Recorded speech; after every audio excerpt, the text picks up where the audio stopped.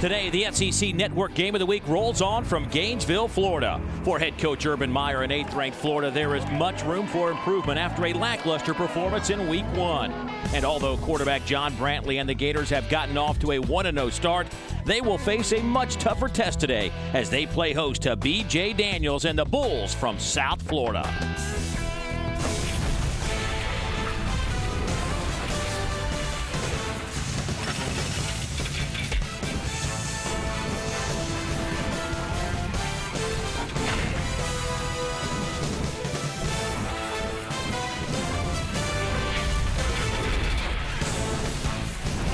You know the snap Welcome to the SEC Network Kickoff Show, presented by the United States Marine Corps.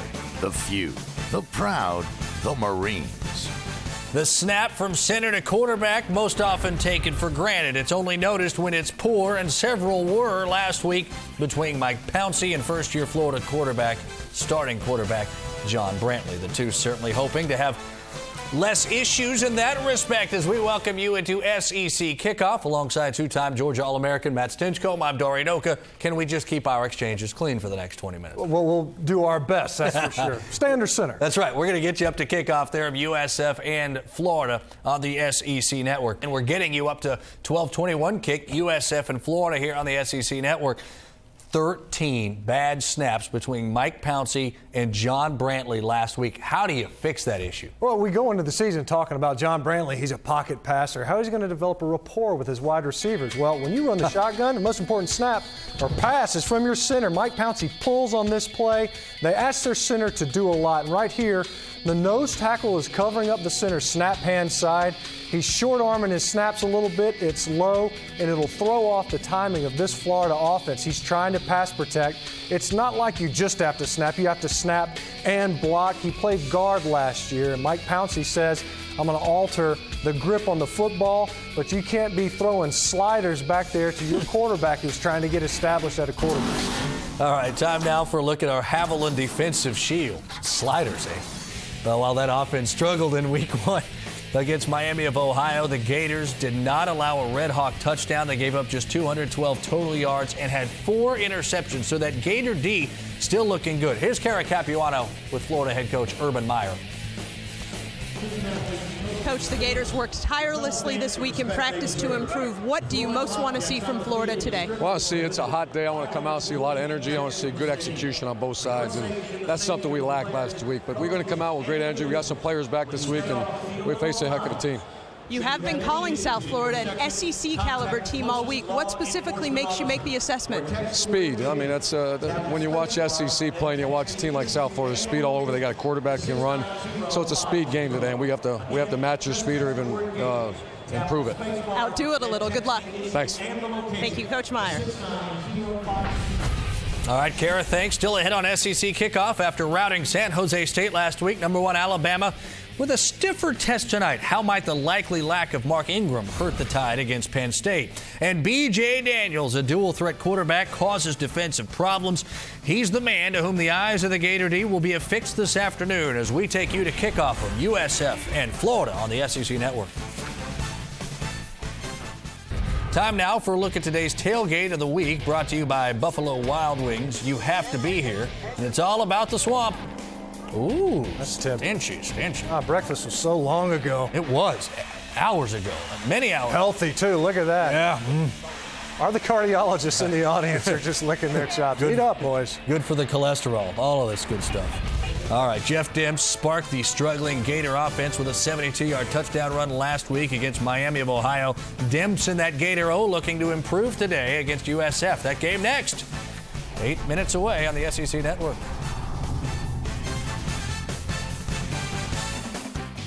John Brantley getting set to lead Florida at home against USF. 13 bad snaps from Mike Pouncey to Brantley. Let's try to fix that first. That is our SEC Network Game of the Week coming your way in minutes. The SEC Kickoff has been brought to you by the United States Marine Corps. The few, the proud, the Marines.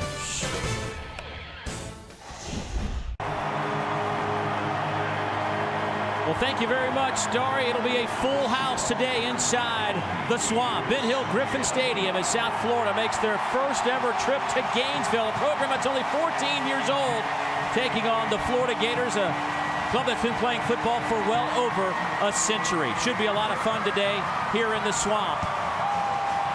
Dave Neal alongside my partner Andre Ware. And Andre, when you begin to look at this Florida football team, I think people that follow the game understand there were miscues abound last week. Florida gets the win, but they fall 4 spots in the latest polls. And it's basically because they didn't look like the Florida team of old. They were #1 in total offense in the country a year ago. Didn't look anything like that a week ago. Yeah, execution was poor according to Florida standards and just didn't play the way that we're normally seeing the Florida Gators. Fall on the ground a lot of times. 8 fumbles in last week's game against Miami University. Losing 3 of those fumbles. Just execution-wise, out of sync most of that football game. But they got in, Mike Pouncey, John Brantley, early Sunday and started in film study. They worked thousands of snaps together. Don't expect to see the same Florida team that you saw last week. Well, defensively, Florida was pretty good a week ago. But today their test gets a little tougher because this is a South Florida Bull football team that comes in here with a lot of quality athletes, and it starts at the quarterback, and then they got somebody on the outside, too, that can burn you. Well, they got a couple of guys that make everybody smile, especially South Florida fans. B.J. Daniels is a quarterback that is just simply fantastic. He can kill you with his legs. He can kill you with his arm. He can get the football out. Dante Bogan on the outside is a big-time playmaker at wide receiver. He is a guy that took the first play of the game last week, 59 yards for a touchdown. And did I mention that big offensive line at South Florida? They've got an experienced group up there that gives them an opportunity to be successful offensively. All right, well, there are plenty of storylines unfolding throughout this afternoon, but one of those is on the sidelines between these coaches. For more on that, let's go down to Kara Capuano. Well, guys, the paths of these two head coaches first crossed way back in 1989 when Urban Meyer filled a receivers coach vacancy left by Skip Holtz at Colorado State. Following the 95 season, Skip's father, Lou Holtz, desperately needed a receivers coach at Notre Dame. During a coaching convention, Skip basically arranged a breakfast meeting between Lou Holtz and Urban Meyer, then snuck out the back door. Now, Skip insists his role in the significant leap in Meyer's career is minimal. Quote, "I just set up the blind date. Those guys did the rest." Over 20 years of friendship later, these two men will line up across from each other on the same field as opponents for the first times in their careers. And Dave, as you know, Skip told us that he and Urban actually spoke on Wednesday night. As usual, the banter between close friends, family, what's been going on? Nothing about football. Well, it's all about football now, at least for the next 3.5 hours, as you look at the Swamp, where it is a hot, hot afternoon. It feels like it's almost 100 degrees. The humidity is up there. There is not much of a breeze. Andre has been through a couple of shirts already. I need a few more. I tell you what, it makes you wonder how you ever played in conditions like this. It is absolutely sweltering hot, where it's just no breeze, and you're down there in helmets and shoulder pads. Must be nice to be young, huh, Dave?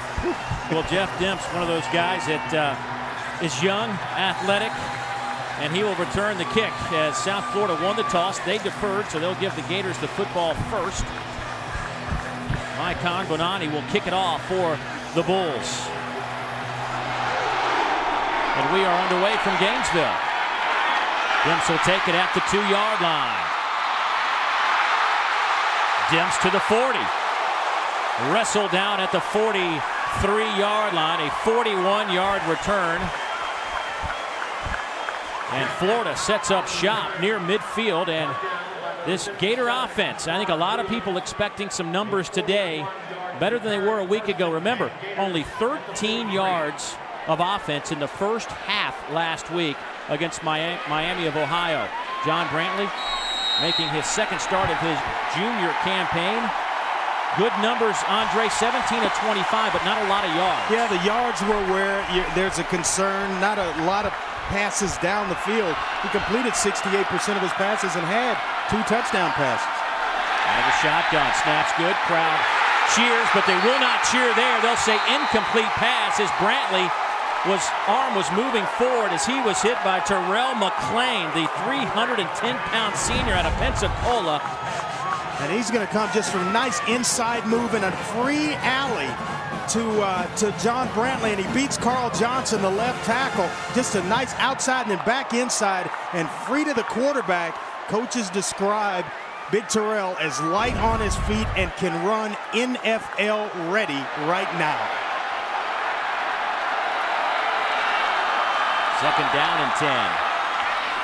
Handoff goes to the left side. Emmanuel Moody will get 3.5, maybe 4 on the carry, and that'll bring up a third down as we take a look at this Florida offense. Dempson at tailback. Now this receiving core needs to do more, not necessarily catching the football, but containing the perimeter, something that's been a point of emphasis throughout the week here in Gainesville. The offensive line gradually getting back to where they need to be, still missing Xavier Nick today. Xavier was out last week with an injury, but Carl Johnson back in the lineup at left guard after being suspended for a week. 4 receivers set on third down. Brantley can't handle the snap, throws, hits the umpire right in the head at the 48-yard line. I've never seen that. A bullet right off the brow. Let me tell you something. Urban Meyer talked about South Florida being a SEC tight football team, defensively for sure, because there is tremendous speed on that side of the ball. You've got about 4 or 5 jerseys around John Brantley. The snap again, problems with that, rearing its ugly head again, and that's going to just speed up the rush of the defensive lineman. Chaz Henry will punt it away. It's a low-line drive. That will settle in nicely if you're a Gator fan inside the 5. A 52-yard punt by Chaz Henry. And so South Florida will come on the field with their first possession backed up inside the 5-yard line. This is a South Florida team that posted some huge numbers offensively last week. 563 yards of total offense, which is the 4th highest number in school history. Yeah, and it's good for 7th in the country after week 1. You talk about racking up some yards. This team, South Florida, can flat out go get it. B.J. Daniels, a big reason for that offensive output, 15 of 22, 264 yards through the air. The sophomore out of Tallahassee, Florida, under center. He dropped the snap. Well, I'll tell you what, it just seems so easy, but when you get it's hot, that center's hand, sweat rolling down his forearm, onto his hand, on the football. Quarterback's trying to anticipate the snap and get out early, and it's just something that you take for granted, but it's tough.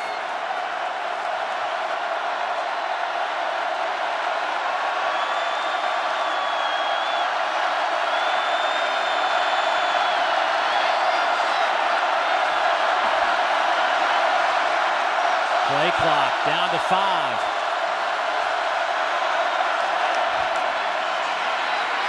Here's Daniels off the right side, out over the 10. He's close to the first down at the 14. See where they spot it. It's a right foot spot. That may be good enough to move the sticks. Well, he took on A.J. Jones. A.J. Jones is an outside linebacker. That is a first down. Take a look at this South Florida offense. Mo Plancher, a 6th-year senior, the starter at tailback. Evan Landy, a former quarterback. He has become a tricky wide receiver. Hard to cover him. The offensive line, these guys have combined for 124 games and 73 starts. Whew.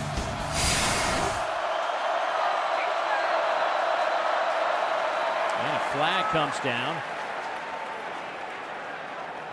See if it's a delay of game.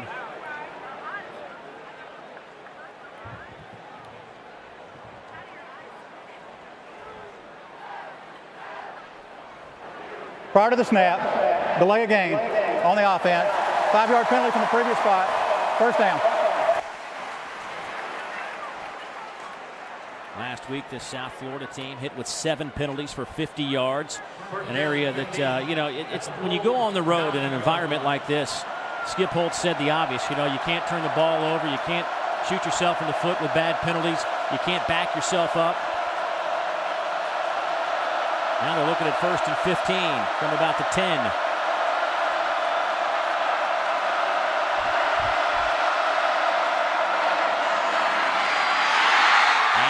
off the left side. That's Mo Plancher. Gain of 10. That'll bring up 2nd down and 5. Look at this Florida defense that played pretty well last week, especially this front four. They'll roll 9-10 guys into this front four. Tratto and Hunter among those guys. Jay Howard had a great game last week as well. The linebacking core, A.J. Jones, Jelani Jenkins, the redshirt freshman, and Brandon Hicks. And in the secondary, this is Ahmad Blackshow, the senior out of Lakeland, Florida. Also Jeremy Brown gets a start today. And you'll notice Josh Evans in at safety. Will Hill will not play again today. More on that in a moment. Hand off to Plancher. Needs to get it out near the 25 for a 1st down. That'll be about 1.5 yards shy. But once again, Will Hill, Andre, an All-American type safety, out again. Urban Meyer says you got to be committed in the classroom. Yep, you got to handle your business away from the football field as well as taking care of things in practice. Didn't feel like that was accomplished, and so there's Will Hill. He gets to watch the game, at least the first part of it, from the Florida sideline. 3rd down and short. Here's Daniels. He'll pick up the 1st down and then some. He's out near the 34-yard line. Finally brought down. A good block by Mo Plancher, brought down by Jonathan Bostic. Boy, Mo Plancher threw a nice block that freed up his quarterback, B.J. Daniels, before Jonathan Bostic was able to get there. But you watch him right there, just chopping down the edge. And it doesn't take a whole lot for a guy like B.J. Daniels. You'll see him here. Nice little play fake as if he's going to throw the football, pulls it down on the quarterback draw. And some guys, Dave, they need a quick pass, quick hitch to get themselves into the flow of the football game. B.J. Daniels, it's a run. It's contact. Daniels will keep it on a little option. Tosses it near side. He's met at the 41. That's Lindsley Lamar. Sophomore out of Tampa picks up 6 on the play. Ahmad Black coming over from his safety position. And Lindsley Lamar, he's used to toting the football, used to carrying it. He's a converted running back who's now switched to receiver, and that happened this past spring. So he's pretty good with the football in his hands. So they like to get him in option-type situations and moving him around. Nice little drive here for South Florida. If nothing else, they've at least switched the field. They were backed up inside the 5 to start this drive. Daniels trying to get the edge. And the 1st down. He'll be maybe a half yard shy. Give him 3 on the carry. Jeremy Brown and Jelani Jenkins converge for the stop. Well, there's the speed that Urban Meyer talked about at the quarterback position. Jelani Jenkins, any other quarterback around the country, he's run down and tackled behind the line of scrimmage and doesn't even threaten the 1st down marker. Not with B.J. Daniels. This is a guy with a tremendous amount of speed, he's fast enough to make plays with his legs, and then he will just scare you to death throwing the football down the field. Saw B.J. trying to run past A.J. Jones. They're both about the same size. A.J. the outside backer, B.J. the quarterback at 6'1" by 215. A.J. 6'1", 225. You know, now here's a situation. You just run my favorite play. Quarterback sneak. Don't mess around with it. Don't mess around with trying to get the quarterback center exchange. All that stuff tightened up, taking the football back to the depth of the running back, having him get hit because of penetration. Just get behind that big offensive line and wedge in there for a 1st down. Center Samson Genus, of course, the bell cow of this offensive line. And he's the best guy up front. So you want two pretty good centers in this football game. He and Mike Pouncey on the other side. Daniels 3 carries, 25 yards.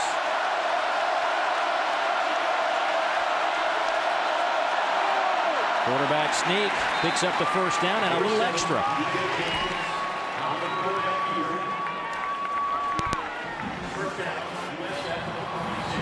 This has been a really good, solid drive by South Florida. They got the 1st down after they were backed up inside the 5. Then they had to delay a game. They had 1st and 15 inside the 10, able to get that 1st down. Well, you get it back to 2nd down, and then now it's like 2nd and medium after being 1st and 15. Now you give yourself a chance. You catch up. You're back in and flow offensively in terms of your play calling. Everything in the playbooks opens up to you when it's 2nd and medium. So first down and 10 now for the Bulls. Clock ticks at 8:22, 8:21 to go in the opening quarter. Whistle. Flag in the defensive backfield. Could be another delay of game against South Florida.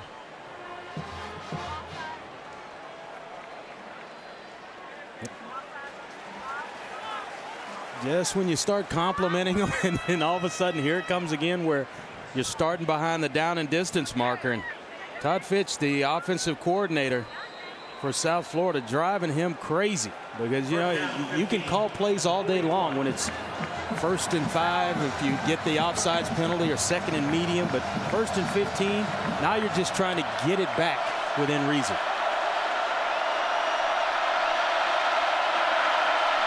Toss sweep. Here's Blanchard. Cuts it back near midfield. That'll bring up 2nd down. For an update, let's head back to our studios. Dari Noka. All right, Dave, let's talk South Carolina, Georgia. Great opening drive for the Gamecocks. Wait about 8 minutes, and it ends with Marcus Lattimore. He carried it 10 times for 50 yards on the opening drive. Gamecocks leading Georgia 7-3 late in the first, guys. Thank you, Dar. That'll be an interesting game. I mean, both those teams came out of week 1 looking pretty sharp. And both teams, Georgia, especially offensively, the young redshirt freshman. Here's Daniels. He'll step up and fire over the middle. It's high. Looking for Evan Landy. Josh Evans broke on the football, and it sailed over his head. Well, that could have been picked off. And Landy, he's an excellent receiver. He caught 5 passes last week and really has a good feel for route running and coverages. An ex-quarterback. He was moved to wide receiver in the spring, but can really bounce around and find the soft spots within the zone coverages. He's not going to see a whole lot of zone today, though, with Florida playing man right in your face. 10th play of this drive. 9 of them have been rushes. Daniels all day to throw. Quick slant over the middle. It's caught. First down, South Florida. A gain of 13 yards.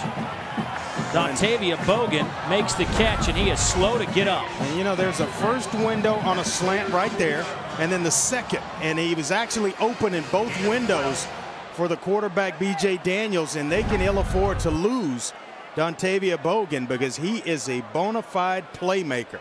Good-looking athlete. When you turn the film on, he is a guy that just flat out jumps off the film. Took, Dave, the first play last week, 59 yards for a touchdown.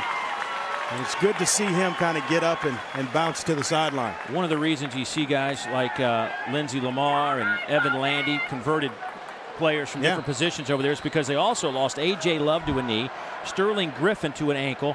They hope to have those guys maybe back by midseason if they're healthy enough, so they're already depleted in numbers. As you look at this drive, it started inside the 5-yard line. Good play fake. Daniels. Oh, it's short. Kind of skips it out there. It looked like A.J. Jones may have come free in the face of B.J. Daniels. But, Dave, you look at it in South Florida, ball on the 5-yard line, backed up, and they've just kind of taken it, and it's a good confidence-building drive here early in the football game. You're on the road. You've had some mishaps, down in distances behind the marker, yet you've converted and moved the chains. This is tremendously important for South Florida. 2nd down and 10. Daniels cuts it back inside. He's down to the 31-yard line before he's wrestled back. Well, he's feeling it today. You talk about a guy that shows up and he was ready to play. He was named to the All-Big East freshman team last year, and we talked about his playmaking ability. Well, look at that. You usually see a running back stick his foot in the ground like that and change directions. Nope, it's not a running back. It's B.J. Daniels, the quarterback of South Florida. Now, these guys practice in this heat every day. It's not uncommon, but still, this defense has been on the field for over 7.5 minutes on this drive. Changes when you put the adrenaline, you add the adrenaline to it. Game type situation. Daniels pitches it. Lindsey Lamar inside the 20. Out of bounds at the 11, and a flag comes in late. Maybe a face mask. We'll wait, but a gain of 20 as it stands right now. Josh Evans finally runs him out of bounds. Well, we had a chance to talk to Todd Fitch on Wednesday, and he told us there are 3 things he wanted to accomplish in this football game. That's handle the environment. I think they've done a fabulous job of that. Be physical, and that's chopping down the edges, open up lanes. I'll give you the third one here in a second. Horse collar. Yep. And then to make the big plays when they're there. And plays like this, the opportunity presents itself. Nice read, a flip of the football out to Lindsey Lamar, and that's considered a big play. South Florida right now off to a tremendous start here on the road in the Swamp. Cannot grab a player from behind around the shoulder pads. Yes. First and goal. Here's Daniels trying to find some room. Kicks it to the outside. He's down to about the 2. I don't know if South Florida, B.J. Daniels, going to have anything left once this football game after the first quarter. But I tell you what, it's like a boxer coming out in the first round, and I'm going to just throw everything. I'm going to knock you out with I'm going to give you everything I got to try to knock you out in the first round right here. Nice little zone read. And he's able to get out on the edge. But look at that, the ability to make players miss. Janoris Jenkins, the corner coming up, swings and he misses. I'm telling you, this B.J. Daniels, he's special. Yes. Second down and goal. 16th play of the drive. Bootleg. Daniels can't outrun the Gator defense. William Green, the junior out of Hoover, Alabama, yanks down B.J. Daniels for a loss of 8. Tell you why I don't like the play, because he's spent as a quarterback. He's run. Now nothing in those legs left to get outside. And now you're expecting William Green. Started last year's season opener, and he's a heck of a player, just a junior. A tremendous amount of speed. But then there, I'm thinking a little play fake and maybe find the tight end open in the corner of the end zone. That may be coming. That may be the recipe right here for South Florida. Florida's opening drive was 3 plays and a punt. It lasted just over a minute. You're looking at the 17th play coming up for South Florida as B.J. Daniels couldn't get that helmet off quick enough to get some water. Timeout, South Florida. They're knocking on the door. Back in a moment.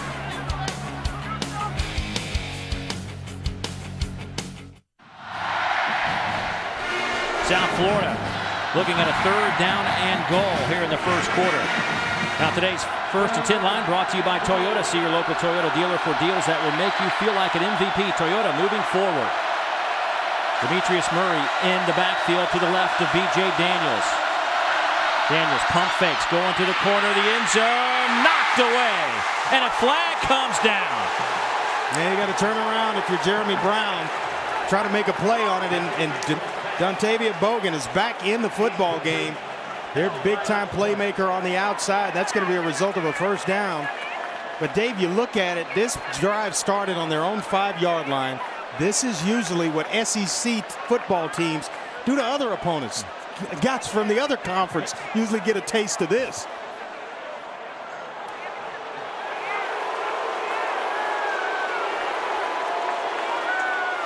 Florida fans don't like the call, but now it's 4 passes, 13 runs, and about 87 yards plus that penalty. And you see right here, nice little double move. Gives him a slant and then starts back to the outside. And definitely pass interference.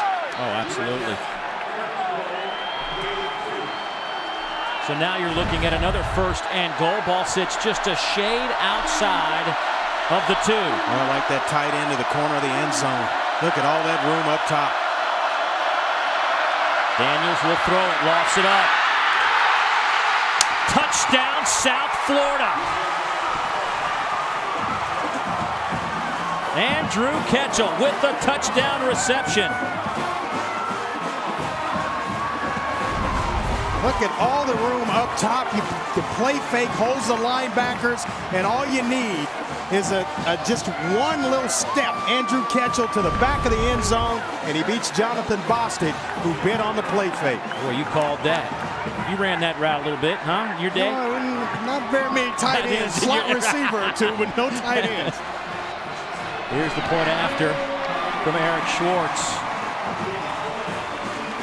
How about this? 7-0. The South Florida Bulls make the 2-hour trip north to Gainesville and march it down the field in 9 minutes and 58 seconds to take the lead.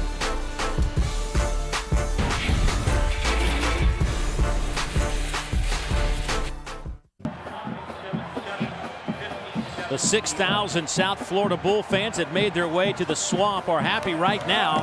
Their club leads 7-0. Hey, SEC fans, make sure you join us at halftime as we announce this week's winner of the Honda Generators Tailgate Giveaway. Don't miss your chance this season to win a brand new Honda EU 2000i generator in the Honda Generators Tailgate Giveaway. Each week, we'll be awarding a brand new generator to the fan with the best tailgate. Simply send us video or pictures showing how you tailgate for your chance to win. Log on to ESPNplus.com for more details on how to enter.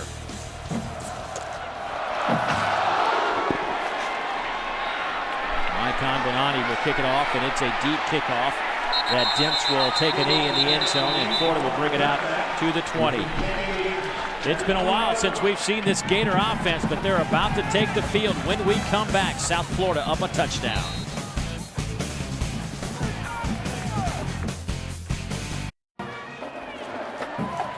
Florida fans in disbelief right now. Their club trails 7-0, 3:53 to go in the opening quarter. Now let's take a look at a player that could be one of the finalists for our Capital One Cup Impact Performance of the Week. And the Gators offense has been sluggish, not just last week, but their first drive went 3 plays and they had to punt, and Jeff Demps might be the guy that can get them over the hump. Log on to CapitalOneCup.com to vote for this week's Impact Performance. Demps averages over 7 yards per carry in his career. Averaging actually last week averaged 12.2 yards per carry. Brantley in the shotgun. They had a bobbled snap on that first series. This time he fields it, steps up, has time, throws a strike right to Deontay Thompson, who falls on a knee. He'll pick up the first down. That's a gain of 11. Well, that snap wasn't ideal. It was just a little bit wide right, but he was able to kind of handle it. Watch the snap right out to the right. Almost put that one a little bit too far right. Being the athlete he is, John Brantley handles it and still times it up with Deontay Thompson on the outside. They're waiting on Thompson to really emerge. They want him to become the player that he was out of high school. #1 wide receiver in the country out of high school. 3 catches in week 1. The pocket, sails it out of bounds. He was looking for Trey Burton, the multitasker of this Gator offense. Mr. Versatility, Trey Burton. He can play quarterback, which is he lined up at 4 different positions last week. He'll play a little quarterback, tight end. He'll give him the football. He can do it all. Scored a touchdown on his first carry.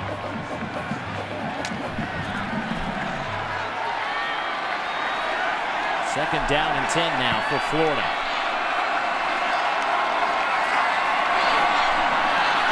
Inside toss to Trey Burton. He gets a couple on the play before he's brought down by Sam Barrington, the middle linebacker. Well, you mentioned his name, and coaches just light up. Athletic player. He's smart, where he can move around and execute from a lot of different positions on the field. Mark Schneider, the defensive coordinator for South Florida, says he's got a good combo at that middle backer spot. He's got Linares, who's got the speed. Barrington, more a downhill guy. 5 receiver look from Florida on 3rd down. Brantley all day to throw over the middle to Thompson. He has the first down over the 45. Terrell Young on the coverage, a gain of 12. We saw a lot of coverages last week. They go zone there, and Deontay Thompson able to recognize zone and find a nice little soft spot. Watch it right here. Zone coverage, you see the breaks, and then there, the hole. You get right in there. Nice throw and a nice catch to move the chains for Florida.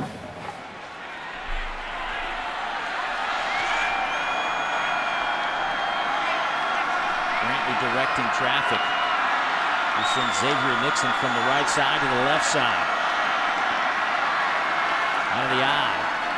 They'll give it to Dempsey. Is met in the hole immediately by Jaquan Williams. Gain of a yard, but a big hit from the senior out of Apopka, Florida. Well, we know Jeff Demps can run. I mean, you're talking a guy that can run 9.96 in the 100 meters. But right here, how tough is he?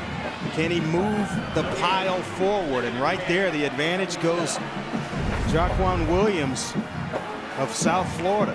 He's not a big guy. Demps trying to run in between the tackles at 5'8", 190 pounds. Williams will get a breather. Low snap, Brantley fields it over the middle. Thompson had it and nearly picked off. Darrell Young on the coverage, batted in the air. Quentin Washington almost had it as well, but Thompson had a drop last week.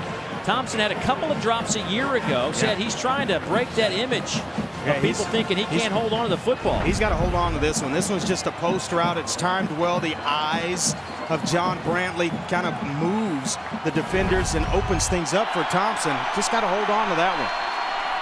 Now you're looking at a 3rd down and 10 from the 47. Empty set for Florida.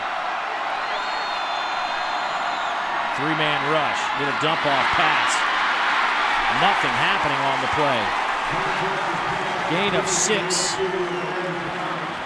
Yeah, we got a chance to talk to Mark Snyder, the defensive coordinator for South Florida. He said, look, when we have an opportunity to tackle in space, we have got to come up and execute and tackle Demps and Rainey and Thompson in space when we have those opportunities, and they have done that today. You give a guy like Demps a pass, and he can break it and hit the home run on you. You have an opportunity to get him on the ground. You do so, and so far, South Florida has passed the test. Chaz Henry to punt it away. Wobbly kick, fair catch called for, and a tough catch made by Terrence Mitchell on the run. He held on to it. A 29-yard punt, nothing on the return. We'd like to recognize our friends at Allstate for their charitable contributions across the country. Since 2005, Allstate has donated more than $2.1 million through the Good Hands Field Goal Net program to benefit University General Scholarship funds. All right, Andre. 17 plays, 96 yards, 9 minutes, 58 seconds. Yeah, and throw in 12 yards and penalties in there as well. They went backwards and just kind of stayed true to the plan and still executed and got themselves a touchdown pass. There's B.J. Daniels, had that 2-yard touchdown throw for Andrew Ketchel for the points to this point. Handoff left side, out over the 20 goes Mo Plancher, give him 4. You know, this last drive was almost textbook. Yeah, and this is right here. They were able to run the football with B.J. Daniels, a couple of occasions in which he was able to pick up first downs and continue to move the chains. It was basically, he was the running game in this first drive for South Florida. Gets him down close, nice play there, athletic play, and then the touchdown pass to Andrew Ketchel in the corner of the end zone. Capped that drive off, as you mentioned, 96 yards in 9 minutes, 58 seconds. And that'll do it for the first quarter of play. That was dominated by South Florida. The Gators hoping to get on track offensively. So far, their offense hasn't been on the field very much, at least through the first 15 minutes. South Florida with an early lead.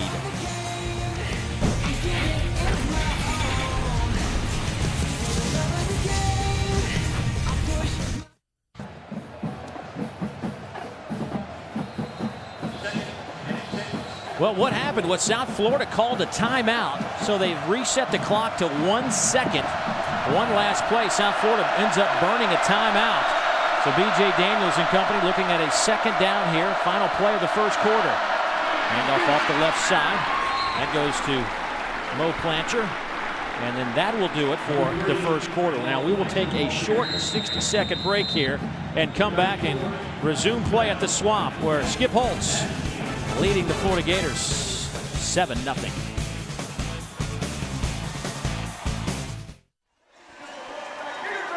Back on a hot, steamy afternoon where the heat index now probably up over 100. It was at 99 when we started this game. South Florida not feeling the heat right now because their team leading 7-0. Some news and notes from around the SEC as we hit week number 2 now on Thursday night. Another defensive battle, Auburn, Mississippi State, where the Bulldogs had their chances in that one, Andre. Yeah, Cam Newton looked pretty good in his debut in the SEC at quarterback. And in Georgia, South Carolina, that's going to be a pretty good one. A.J. Green suspended for the 4 games. Of course, Georgia appealing to get that sentence reduced. And later on today, Penn State, Alabama, rematch of the 1979 Sugar Bowl. Great defensive stand by the Crimson Tide. A lot of fun all day over in Tuscaloosa. And a flag comes down on 3rd down and about a yard. Matt Moore has been a busy man. Well, it's going to be another delay of game penalty when they stop it like that. And I'll tell you, the first thing Prior to the snap, false start, number 45 of the offense, 5-yard penalty from the previous spot, 3rd down. You got to kind of stay in there. I thought it was another delay of game penalty. I was going to tell you, the first thing I did as a quarterback is you find that play clock, but this is Florida early. You see the pressure on John Brantley, that fast defensive unit that we talked about for the University of South Florida, and making plays, standing in there. Boy, it has been tough for the Gators here early in the ball game. Pressure comes from Florida. Daniels pulls the ball down, takes that over the 25 to the 27-yard line. Picked up 3. Boy, it's like when you have a quarterback like B.J. Daniels, as a defensive coordinator, Terrell Austin, you can never be right. Because he stops him short there, but it makes it extremely difficult to have success defensively because of his ability. When things break down, no one's open, he can pull it down and make plays with his legs. South Florida able to get away with a couple of penalties on their opening drive. Not so on this second drive. Nice punt from Justin Brockhouse. Kind of big block. Flags come down as Rainey gets it near the 30, a 48-yard punt. Yeah, definitely a block in the back, and this one's coming back, a 15-yard penalty.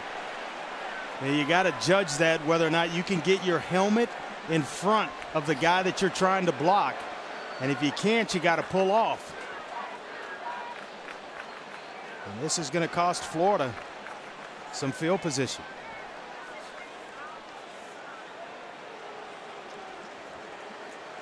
So that will back the Gators up. Well, keep in mind, they had excellent field position that first drive. Right, opening kickoff. Opening kickoff was big time for the Gators, and unable to do anything with it. 3 plays and a punt.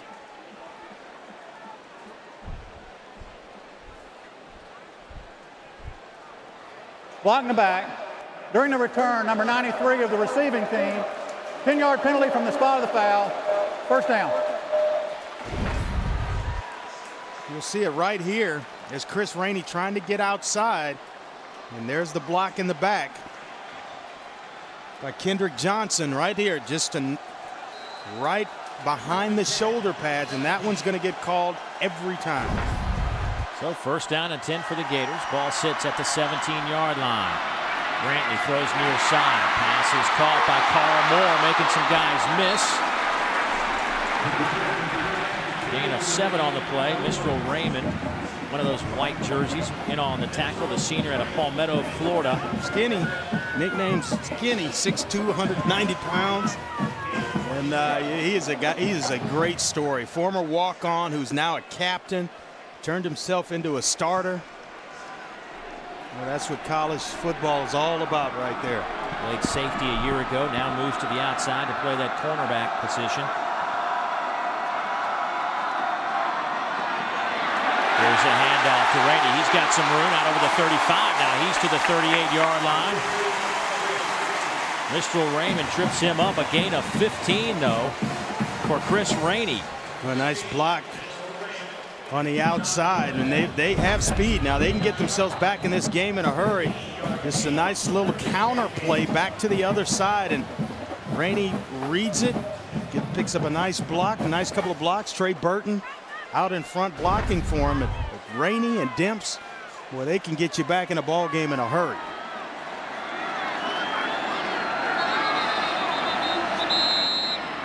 Timeout taken by Florida. You know, it just seems as soon as Florida makes a couple of plays, something. Florida. That is their first timeout of the first half. Something stops them, whether it's a bad snap, a fumble, a timeout. They just can't seem to get in rhythm. They'll see if they can continue this drive when we come back. 7-0 South Florida leading the 8th-ranked Florida Gators. First ever meeting between these two schools. College basketball fans, don't miss out on the action as 8 D1 men's basketball teams compete in the 5th annual Old Spice Classic in Orlando, November 25th through the 28th. Be sure to log on to oldspiceclassic.com to get your tickets today. So after the timeout, it's 1st and 10 for Florida.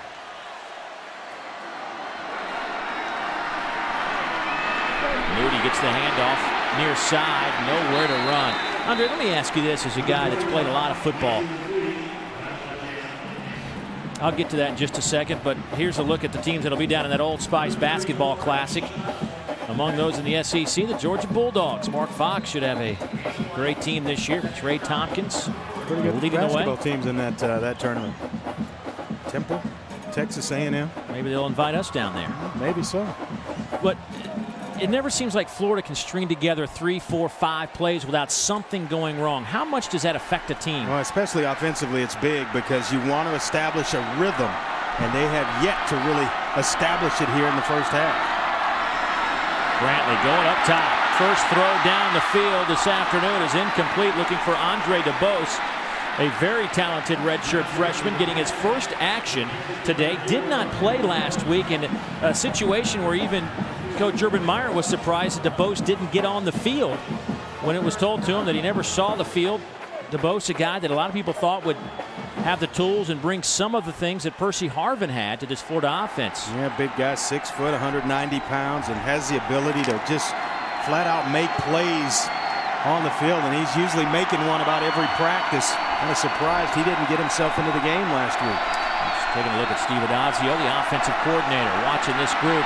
On 3rd down, pass over the middle, incomplete, looking for Deontay Thompson. That'll bring up a 4th down. Well, it got to be a surprise to Florida, though, that the speed of this South Florida football team, Jarrell Young, the safety there, able to make a play on Deontay Thompson. Look at him, step for step as he breaks the in route, and then getting a nice hand in there to knock the football away, stride for stride with these Florida receivers, as if they're glued to him right now in the first half. Mark Schneider, when we asked him about his defense, first thing he said was, yeah, we're fast. He was even surprised after week 1 how fast his group was. Jazz Henry with a booming punt. Fair catch called for by Terrence Mitchell, and a flag comes in. He might have been interfered with. I think he's kind of waiting on the flag to come in. And he has got to have room to field the punt. It's going to get South Florida out of some poor field position, give him some decent field position here. You see him right here, giving the fair catch signal. Oh, I didn't see any contact. And then Cody Riggs. It's not the contact. I think it's just the room to field the punt. This could get waved off, though, Dave.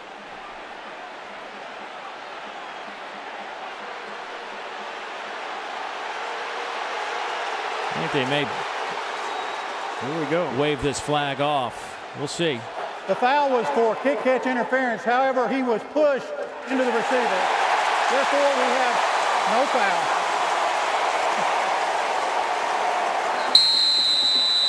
No harm, no foul. Fair catch was made. Cody And Riggs he's is a the happy guy man. he's exhaling right now. So South Florida will have the football at the 10-yard line. There is a timeout on the field. When we come back, we'll take a little closer look at the place they call the Swamp.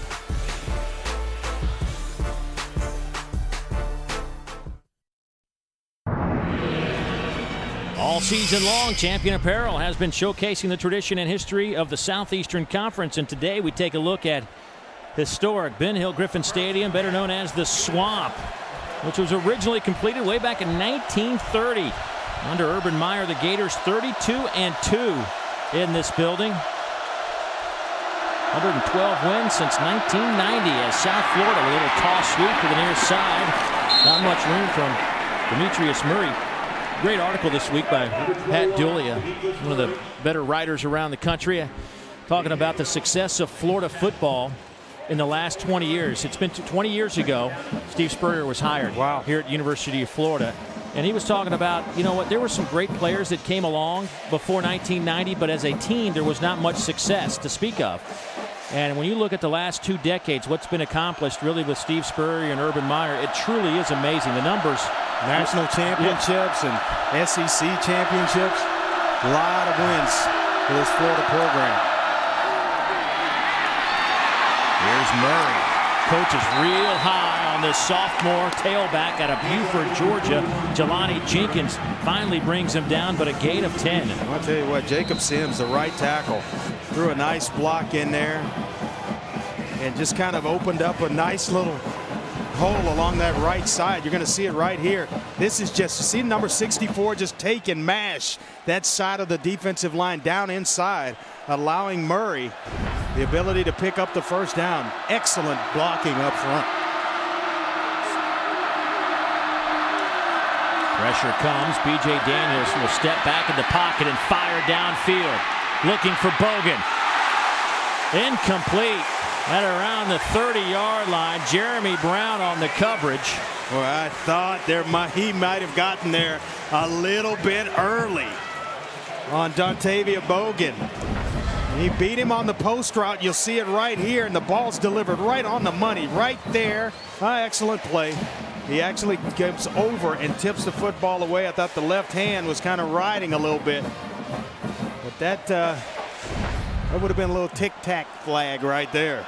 Jeremy Brown let him play. Getting a lot of work today. Moses Jenkins out at least 6 weeks with a hyperextended elbow. So Jeremy Brown getting a lot of run this afternoon. There's B.J. Daniels, speaking of run, out over the 35 to the 37, a gain of 13, and that will move the chains. Boy, you need 10? Just let B.J. handle things for you. The flow, the fake to the running back is what's holding linebackers, and then he's able to pick up a block, and it's just like a lead blocker right there. The fake, see the flow of the defense go left or right, and then back comes B.J. Daniels the other way, and there's a nice little crease in there for him to run the football. Boy, look at the dominance, Dave. Goodness gracious. Time of possession. You couldn't tell me that another team outside of the SEC would come into an SEC building and dominate in time of possession. Here's B.J. Daniels, throws on the run. Looking for the tight end. Andreas Shields. George Jenkins on the coverage. Shields is a big guy, big target who can really get downfield in the passing game. And missed him last week on a corner route, but he's got great size at 6'4", about 245 pounds. Runs well, has good hands. But they've got some athletes now at the University of South Florida. A lot of Florida guys on this team. Shields from Tampa, Florida, Wharton High School. Second down and 10.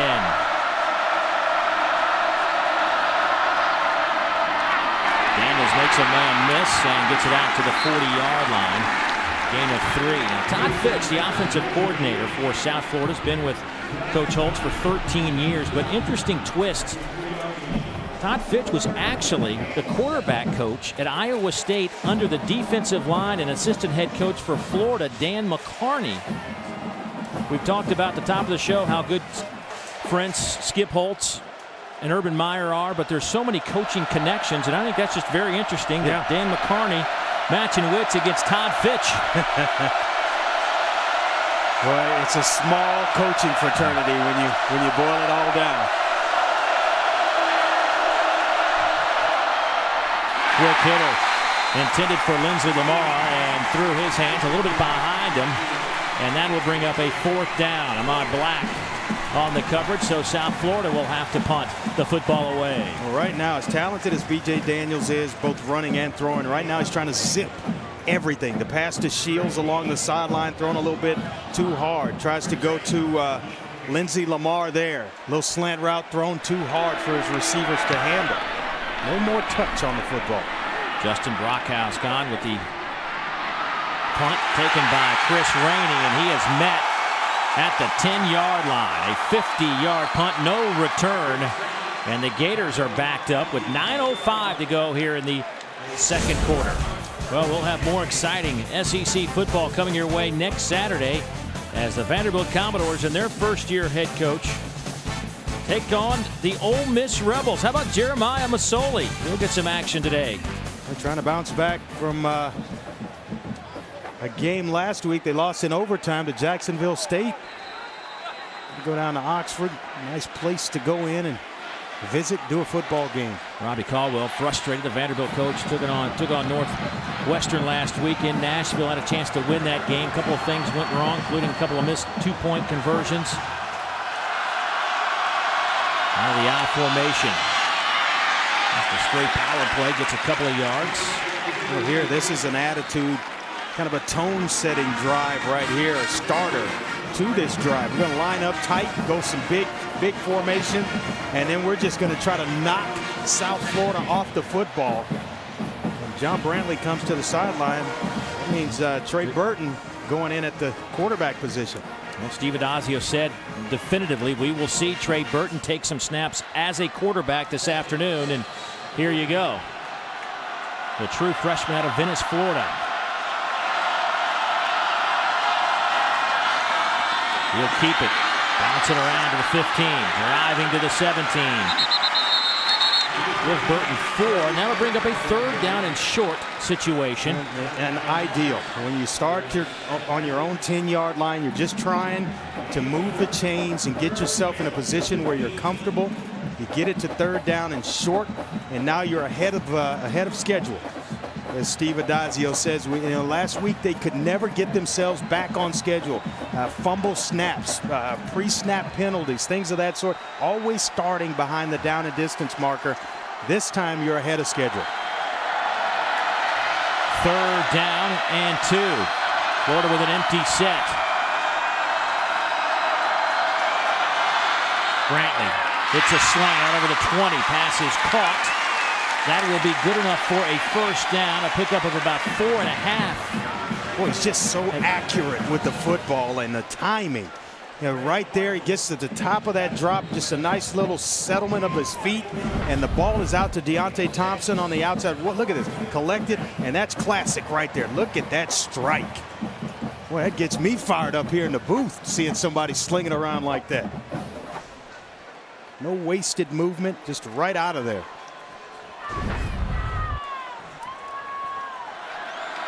Just over 7 minutes to go as Trey Burton takes the snap once again on first down. This time he is stuck at the line of scrimmage. And looks like a flag will come out. I don't know about that. I don't know about that one. There's nothing extra at the end of that. And it's going to cost South Florida 15 yards. I don't know about that one. There may be a little home cooking involved there, Dave. Matt Moore will give us the call as he was standing right on top of that play. Dead ball, personal foul. Number 57 of the defense. 15-yard penalty from the end of the run. First down. Jaquan Williams penalized 15 for the Bulls. I mean, everybody's in here. They've got him stopped. No whistle yet. And they're just going back. You hear the whistle there. I don't know. I don't know about that one. Let him play. I'm with you, Andre. Let him play.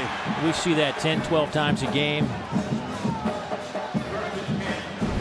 Coach Meyer approves of it, though. They need all they can get right now. This offense is really struggling today. Florida's offensive numbers, 45 yards through the air. Brantley drops it off to Demps. He's got all day to run. Knocked out of bounds. Got a flag. At the 26, but a flag back at the 38-yard line on the sideline. It'll be a gain of 33 if it holds, but that flag may be bringing this back. One of the receivers on the outside trying to free up Demps. And that's what Coach Meyer talked about, was blocking on the perimeter. And doing that so many years, they've been so good at it. And last week, poor job of doing it. This one going to alleviate a big play by Jeff Demps on the outside. You'll see it right here as it comes into your screen. Right there working outside. Carl Moore, the senior wide receiver, gets flagged for holding. During the run, holding, number 9 of the offense, 10-yard penalty from the spot of the foul. The play results in a first down. We'll wave off the 33-yard pickup. You're going to see it right here as he's trying to pick up the block for Jeff Dempson. Right there, you just got to let him go. And he's holding Jarrell Young, the safety, free safety, to that side of the field. First down and 10. Moody trying to stretch it outside. Making a couple of guys miss, and now a bunch of white jerseys come flying in. Gain of 3 for Emmanuel Moody, a guy that coaches. We talked about it at length yesterday. Yeah. Well, you know, as fans, you look at Emmanuel Moody and you go, this guy has all the tools, and you're waiting for him to transfer from Southern Cal, but he just hasn't been able to do it. And they look at you and say, yeah, exactly. They're waiting on him. Keep waiting. They're continuing to wait for him to become the guy that refuses to come out of the football game because he's playing so well, and they're continuing to wait. How long they wait, Dave, is the question. They'll get this carry out near the 40-yard line. Gain of a couple. They want him to take over that position and be the main guy at running back for them. He's a big guy at 5'11", 215 pounds. Good speed after transferring in from USC. And he's battled, you know, some injuries, in fairness to him, but they are waiting for him to break out.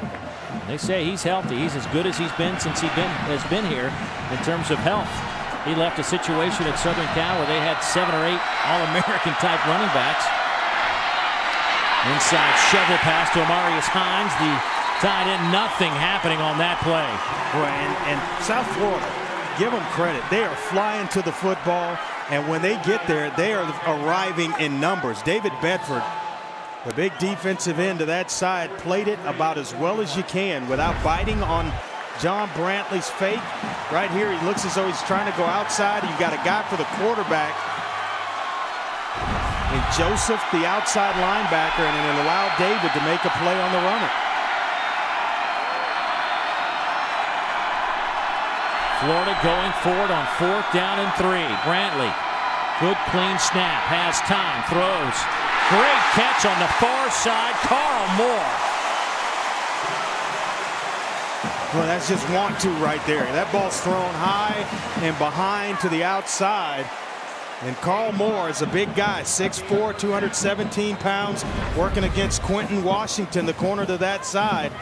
And it's outside, but look at that. That's why you like big guys right there. They can stretch. You throw it around them. They can make plays for you.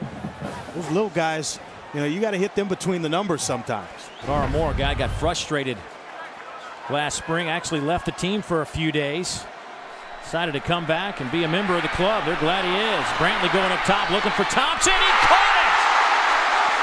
And dropped it. Oh, boy, that was a nice play, both by he and Washington. Got a little battle going on in the back of the end zone there, and I thought Thompson had come away with the football. Brantley gets blitzed. He realizes that he's only got a short period of time. Throws a nice ball high so Thompson can adjust to it, and he just can't hold on. 2nd down and 10.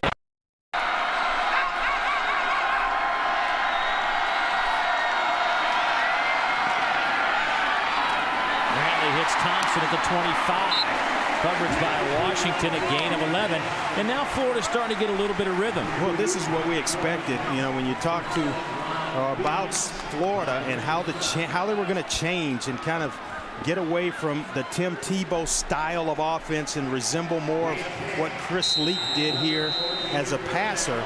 And now you get them spread out and allow John Brantley to throw the football. And I think that's where he's most comfortable. Not really running the spread stuff and having to read, but just right there in the pocket and distributing the football around the edges. 13th play of the drive. It started back at the Florida 10. Brantley tried to throw it away. Almost didn't throw it far enough. What? Jaquez Jenkins, I tell you what, almost got there. And that ball was being thrown away to the outside. Patrick Hampton with some quarterback pressure there. And Brantley's just trying to throw it to the sideline, and I tell you what, it almost didn't get there. Almost picked off by Jenkins. You want to talk some speed now. There is speed in those white uniforms.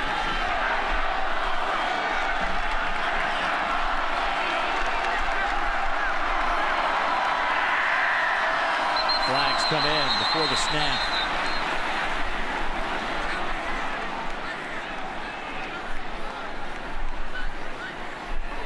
Prior to the snap, false start. Number 67 of the offense. 5-yard penalty from the previous spot. Second down. Well, there you go. That's what you're talking about right there. And you finally start to get that rhythm going, and then you have it disrupted by a false start or a hold. It's something that takes you backwards as opposed to being able to get some steam and go downhill. So second down and 15. Ball sits at the 31.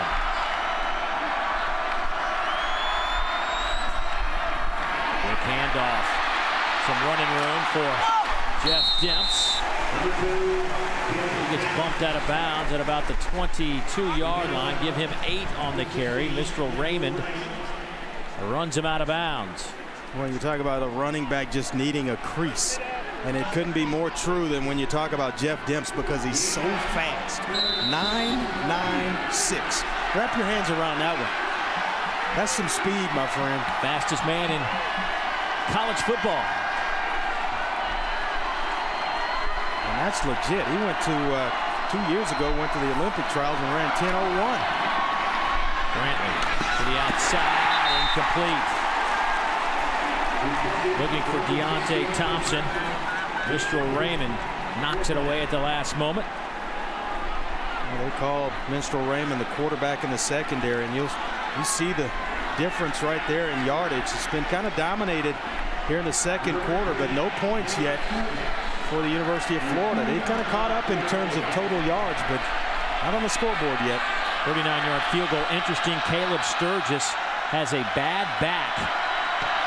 It was kind of a game-time decision on whether or not he would kick today, and he misses the field goal wide left.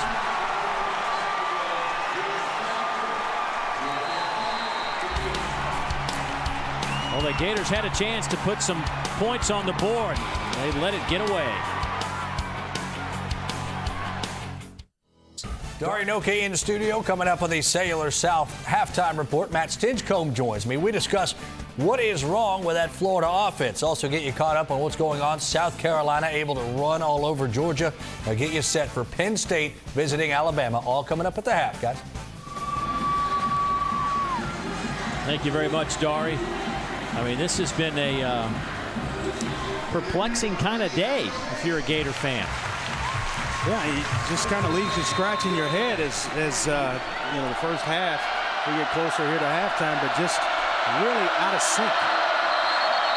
And the flag comes in, like possibly false start.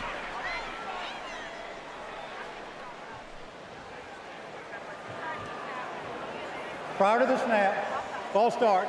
Number 73 of the offense. 5-yard penalty from the previous spot. First down. Hey, here's what I do. You know, you come out of a break like that and you come on the field, the ball's changed hands after the kickoff or after the missed field goal. Just give them a right at the line, let's go. First sound where you allow those guys to come off the football. Seems like every drive they've had a false start and they're starting 1st and 15. Here's Plancher. He's not getting past A.J. Jones. Just a couple of yards on that carry. Good one-on-one defense from A.J. Jones. That's the old Oklahoma drill right there, huh? One-on-one in the hole. And somebody's going to win. And we're falling one way or the other. Today's 1st and 10 line brought to you by Toyota. See your local Toyota dealer for deals that will make you feel like an MVP. Toyota moving forward.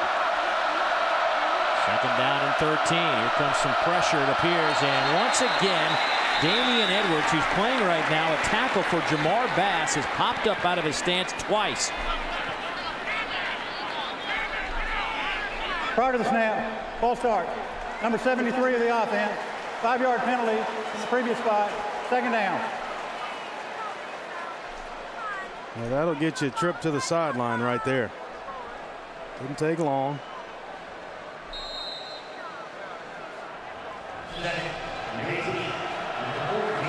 got big Jacob Sims back in the football game.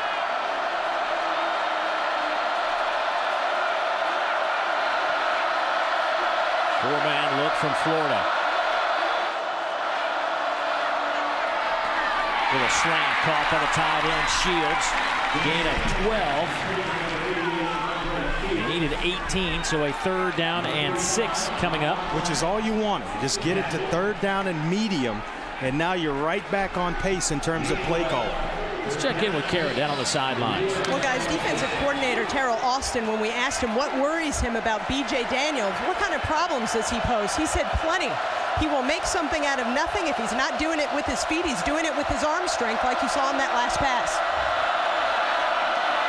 Daniels nowhere to go. Finally throws it over the middle, and it's picked off. Threw it right to Ahmad Black, who now has 2 interceptions in his senior campaign. Well, it looked like it was actually a screen they were trying to set up. And at that point, once everything's broken down, throw it at the feet of the receiver. Right here, trying to get it to Mo Plancher and set the screen up. Don't force it in there. Just throw it down at his feet and then punt the football and play defense. You got a minute before the half, so that's why you have to be kind of focused on everything that's going around you. Minutes at halftime, punt and play defense, force Florida to go the distance rather than set them up at point-blank range and allow at least a field goal attempt here before you go into halftime. First mistake by Daniels. 2 timeouts for the Gators. A minute to go before halftime. Brantley hit, hammers, he throws, passes. Caught down at the 6-yard line by Deontay Thompson, a gain of 23. And you got one of the South Florida players down. Looks like it's David Bedford, the defensive end, and he has had one heck of a first half. But watch the collision with John Brantley here. Somebody hits him high, one other guy hits him low, but still accuracy right there. Not only does Thompson get the 1 foot down that you need in college, he taps it down as if he's making an NFL catch. Boy, sometimes it's tough to play quarterback. Well, Bedford's a young man the coaches were very high on. Said he has been a difference maker this year on that defensive line. Been making a lot of plays. Big athletic guy, 6'4", about 250 pounds. Had an interception last week. He's got that long body that helps him as a pass rusher to get to the quarterback. Big off the edge, and hopefully he'll shake things off and get himself back into this football game. Now, there were a lot of people thought this South Florida team would be, quote, rebuilding this year with first-year coach Skip Holtz. Yeah, they lost George Selvey and Jason Pierre-Paul, both guys to the NFL. Lost 26 combined sacks from those 2 guys of a year ago. So now Florida looking at 1st and goal from the 6. Mike Gillislee gets into the football game in the backfield wearing 23. Play action to Gillislee. Brantley throws to the end zone and airmails Carl Moore. And they kind of try to get to the exact same play that South Florida scored on, to the corner of that end zone. It's closer to the left hash, so you got a lot of room going to that corner route. Here are the 5 draft picks that South Florida lost a year ago. You lose 5 guys that were drafted in the top 7 rounds of the NFL draft. You're losing a lot of talent. Yep. That's some big-time playmakers right there. Both corners, 2 defensive ends. Out of the shotgun on 2nd and goal. Brantley, whistle blows. Flag down in the backfield and at the line of scrimmage. I'm betting it's a false start. What do you think? Prior to the snap, false start, number 67 of the offense. 5-yard penalty, 2nd down. It just kills the momentum. You want to line up, you want to go first, first sound on the snap count, come downhill, take advantage of the momentum that you've captured on the interception. Big catch on the sideline by Deontay Thompson, and that right there just kind of lets the air out of the bubble right there. For Florida, that is their 6th penalty of the afternoon for 43 yards. Now it's 2nd and goal from the 11. Brantley throws it straight. Touchdown, Carl Moore.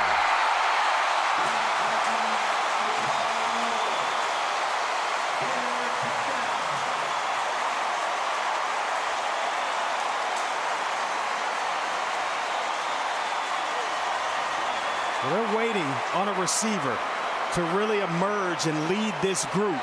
And they might have found him today, the senior Carl Moore from Roseville, California. Sturgis, point after is up, and it is good.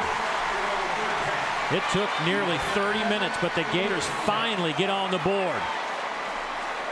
After the interception by Ahmad Black sets the Gators up with an excellent field position.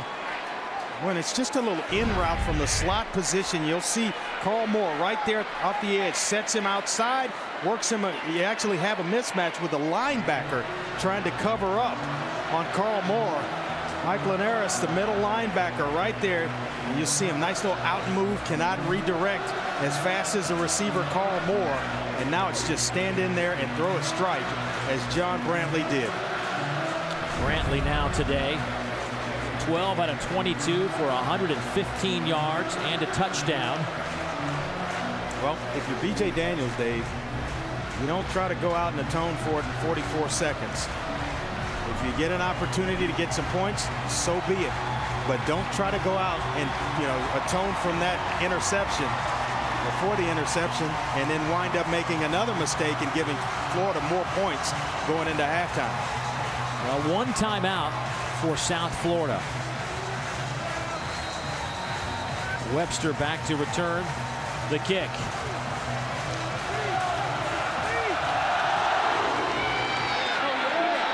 The line drive kick that will sail out of bounds. So now you give South Florida decent field position now with the errant kick, as Caleb Sturgis, as we told you, has a bad back, and we didn't know if he would even kick today. Free kick, out of bounds, on the kicking team. Ball be placed at the 40-yard line. First down. I'll tell you what, this is excellent field position. They've got one timeout left here in the first half, and clock's going to stop to move the chains after each first down. So 44 seconds with a team like South Florida is plenty of time, Dave, to go down. And right now you're just thinking field goal. Get yourself in field goal range. Going to halftime with a lead. Any more than that is icing on the cake. South Florida 30 plays, 150 yards of offense. Here's some pressure. South Florida picks it up. That pass is picked off. Janoris Jenkins, but a flag comes down at midfield, so hold on. I think they're going to call pass interference on Janoris Jenkins. And that may be another 15-yard penalty in favor of South Florida. And another flag back in that South Florida backfield. So two potential. At the end of this, we may not have play to play, right? Just do it all over again. Two flags on the play. Holding, number 55 of the offense. Personal foul face mask, number 1 of the defense. Those penalties will offset. Replay first down. So that takes, basically at the end of the day, it takes 7 seconds off the clock. And it'll be 1st and 10. Well, let's do it all over again without 7 seconds. That's where it kind of hurts South Florida, because you need the you hope that you get the 7 seconds back. We're going to just erase everything. Daniels, he'll keep it and run with it. Daniels out over midfield into Gator territory. That'll stop the clock for a moment after he picks up 11. Matt Elam, the strong safety, the true freshman, in on the tackle. Just 7 seconds now, 30 seconds left here in the first half. And plenty of time. They still have the timeout. I'll pick up the pace here a little bit.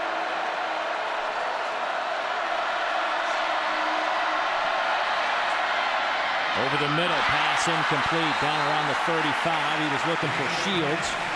Coverage by Josh Evans. Now, think about this for a second. The play took 7 seconds for B.J. Daniels to drop back, pull it down, run the football.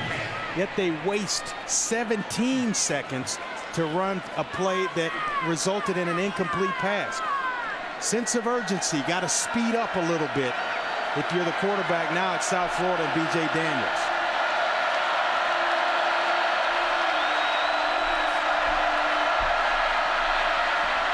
Looking to the outside, pass incomplete. Bogan the intended target. Well, that Bogan got behind Janoris Jenkins on that side, and they had a predetermined route called where he was going to run a comeback along the sideline, and it allowed Jenkins to be in position because he was already beaten and underneath the route. If he continues down, they've got a single safety in the middle. I'll just throw it on the outside and allow Bogan to make a play for me. Well, Eric Schwartz, the field goal kicker, his long is 50 yards. Had that against Cincinnati last year. So they need to get down inside the 35 for any chance. Pressure on B.J. Daniels. He will throw it deep on the run. And it's picked off at the 10-yard line. Evan Landy, the intended receiver, slipped down. And Ahmad Black with the interception, his second of the game. And that will do it for the first half. A half that saw South Florida dominate the first quarter, while Florida dominated the second. I don't care if this is just an interception going to halftime. It still affects you mentally going into the locker room where you hang one up there. You now you realize that you've thrown two interceptions and allowed Florida back into this football game. Let's go check in with Kara. Coach, like last week, defense sets up the offense for a score. How would you grade the offense first half? C or below a C, but Johnny's starting to get a little bit of his rhythm. We're getting some wideouts starting to get open a little bit, so we're starting to hit it a little bit. What's going to be your specific message to him in the locker room, Brantley? Get them hydrated up and get ready for the second half of great football, because it's a good team we're going against, but we'll be ready to go. We look forward to it. Thanks, Coach. Thanks. All right, Kara, thank you very much. We are tied at 7. Coach Meyer thought this would be a good contest, and so far, he has been right on the numbers. Let's go to Dory Noka with the Cellular South halftime report. All right, guys, thank you much. Welcome into the Cellular South halftime report alongside two-time Georgia All-American Matt Stinchcomb. I am Dory Noka. So they've got 162 yards of offense as I look, which is a drastic improvement from last week for Florida, but it still looks ugly at times. Why? Well, the snaps, it's in John Brantley's head, I think, at this point, and maybe even in Mike Pouncey's head. When you're thinking about it, look, that's something that should almost be second nature. We saw this to start the game, bad snaps, and it's not just the ones that he can't field, but it's affecting the rest of their offense as well. But John Brantley finally able to find the end zone with this Florida offense with just a few minutes left to play in the first half. But this is not the bounce-back type of performance that they were wanting. You want to come into this game and start fast. When you've got a team like South Florida that has the athletes that Urban Meyer talked about, SEC caliber type athletes, and a quarterback that can make things happen, the last thing you want is for them to be able to hang around. Yeah, B.J. Daniels can and is doing things to really bother that Florida defense. All right, Florida, South Florida, get you back to the second half in moments. Final thoughts here. What do we need to see to start to believe in Florida? Florida's got it. They have to have a drive. They got to get in some kind of an offensive rhythm. Even the touchdown was generated off a turnover by Ahmad Black. Thank goodness for Ahmad Black. Once again, making plays in that secondary for Florida. The defense is really having to prop up this Florida offense right now, but they got to get some kind of consistency, some type of established drive to where these fans and this coaching staff can say, we can trust these guys to generate yards and points. And on the other side here, South Florida, it's a 7-7 game right now. B.J. Daniels, type of quarterback that can give defenses fits. How can Florida contain him, keep him from killing them? Well, that's it. You just got to contain him. You think pressure, but B.J. Daniels, he's finding ways to make the other players around him better. They went into the game thinking our only playmaker is our quarterback. So far, that's been enough when you look at the score. All right, 7-7 game. John Brantley's second game as Gator starter. Well, he's 12 of 22 so far. And this touchdown pass to Carl Moore. Second half right around the corner here on the SEC Network.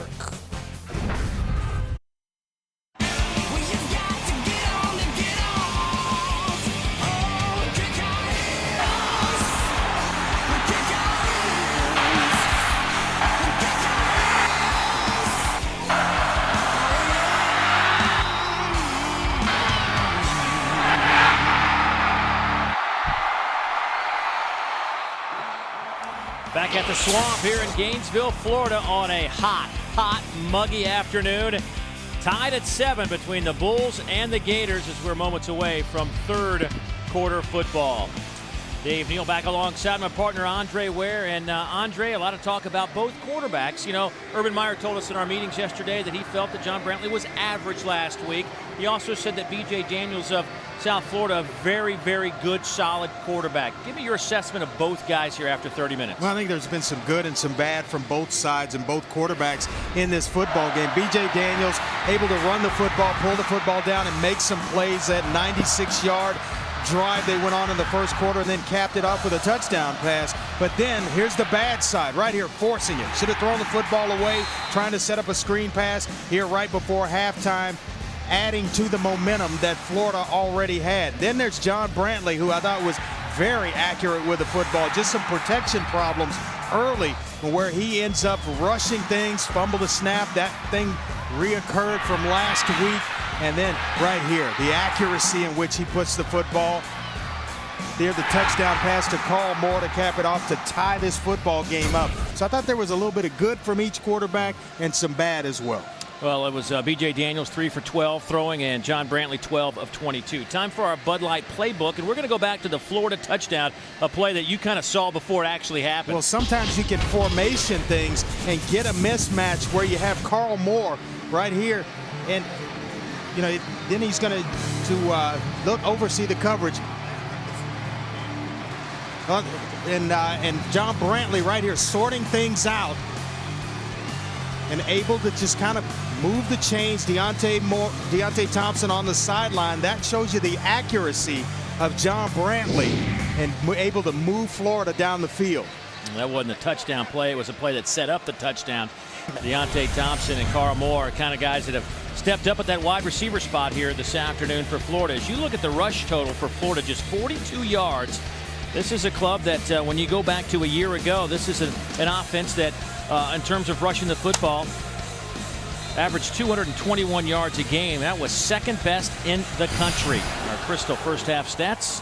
Crystal, nothing like it. Opening kickoff. A short one down to the 20-yard line, and the Bulls will take it out over the 30 to the 34-yard line. Let's head down to the sidelines. Check in with, I'm sure, a rather warm Kara Capuano this afternoon. Dave Neal, you have no idea. Talk to Skip Holtz, the head coach for South Florida. His message to the guys, very simple. 30 more minutes of football. He was proud of their effort, won the first quarter, lost the second quarter, and then he said to me, it's a football game. And you should have seen the focus and fire behind his eyes. Important injury note, guys, for Florida. Chris Rainey will be out this second half. The slot receiver punt returner with a concussion out for the game. Wow, that is big news. Big news as well as Murray gets the opening handoff. Duke Lemons read it the whole way. Loss of 3. Duke, the senior, out of Westlake Village, California. You know, I had a feeling that we might see Demetrius Murray. A good football game? Yeah, and Demetrius Murray, too. When you talk to the South Florida coaches, Todd Fitch, Skip Holtz, about their running game, they kept coming back to Murray. Oh, he's a sophomore, talented player. Daniels throws it to the outside, gain of 7, finds Shields, his tight end, coverage by Ahmad Black, who, by the way, has 2 interceptions this afternoon. Well, that's a matchup they like because they can formation Shields out wide, and then the safety has to go out wide with him. And at 6'4", just about 6'5", he's got the mismatch on Ahmad Black, who's just 5'9".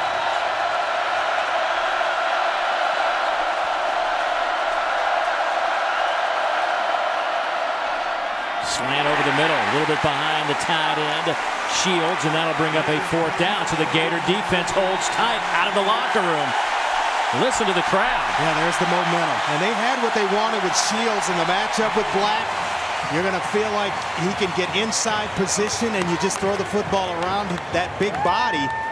But just a little bit too hard. A little bit too much mustard on it from B.J. Daniels, and Shields can't hold on to it. And now that momentum that Florida had going into the locker room kind of mounting right now. Pressure comes, and a flag comes down. Running into the kicker perhaps as the ball sails inside the 10-yard line down to the 6. A 54-yard punt. Now it was 4th down and 6.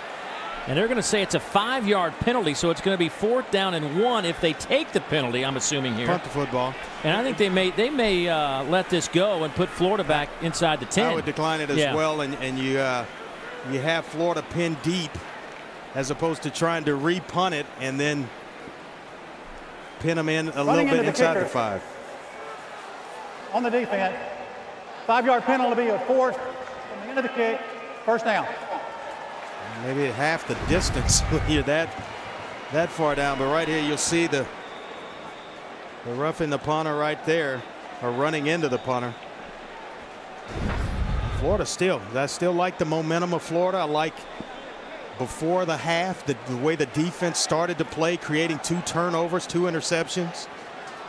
And then now John Brantley kind of finding a little rhythm at the end of that first half. Different Florida team that started this game. You and I were talking during the break. You know, it's almost like Florida's still trying to search to find out who they are and what they are offensively. I think what they are as a team that can pass and throw the football. You're trying to run some stuff with the spread that Tim Tebow ran, that they don't respect John Brantley and his ability to run the football. So basically they want Brantley to carry the football and love to get shots on him. Now just, realize what you are and throw the football around with John Brantley. Gillislee in at tailback. He'll get the handoff off the left side. And Gillislee driving the pile out over the 10 near the 15-yard line. I'll tell you what, you talk about Gillislee. This is a guy that Urban Meyer said is about in the top 5 players in the entire program. They love this sophomore. Yeah, top 5 most important players is how he termed it. Let's go down to Kara. Well, guys, that's because Gillislee makes big, hard-hitting contributions on special teams, and we all know Urban Meyer loves his special teams players. Gillislee getting some work now on the offense, not just special teams. Empty set, Brantley hit, but gets the pass completed to Carl Moore out near the 16, gain of about 4 on the play. Well, you see why they've waited on Carl Moore to really emerge as a wide-out threat, and good quarterback, good pressure on the quarterback by Terrell McClain, who they feel like, the coaches at South Florida feel like he's NFL ready. But going back to Moore, I mean, 2 or 3 times we've seen in this game where he's made some catches that the ball wasn't thrown in the ideal spot for him. He had to adjust, and I think they found a player that they can kind of hang their hat on at wide receiver. 4 catches today. Young man missed last year, took a red shirt with back surgery. Here's Gillislee. Out over the 25 to the 28. First down, Florida, gain of 9. Sam Barrington with his 5th stop this afternoon for the South Florida Bulls. Boy, Gillislee, he can hit a home run, can he? Or at least bring some excitement and some electricity to this Florida offense at the running back position, something that Dimps didn't give him in the first half, nor did Moody. We talk about Gillislee in our meetings, and where does he stand in the rotation? And he said, basically paraphrasing here, knocking on the door right now to get some carries. Brantley lost the football. Who's got it? I believe Florida won the scrum. Looks like one of those big Florida linemen able to get back in there.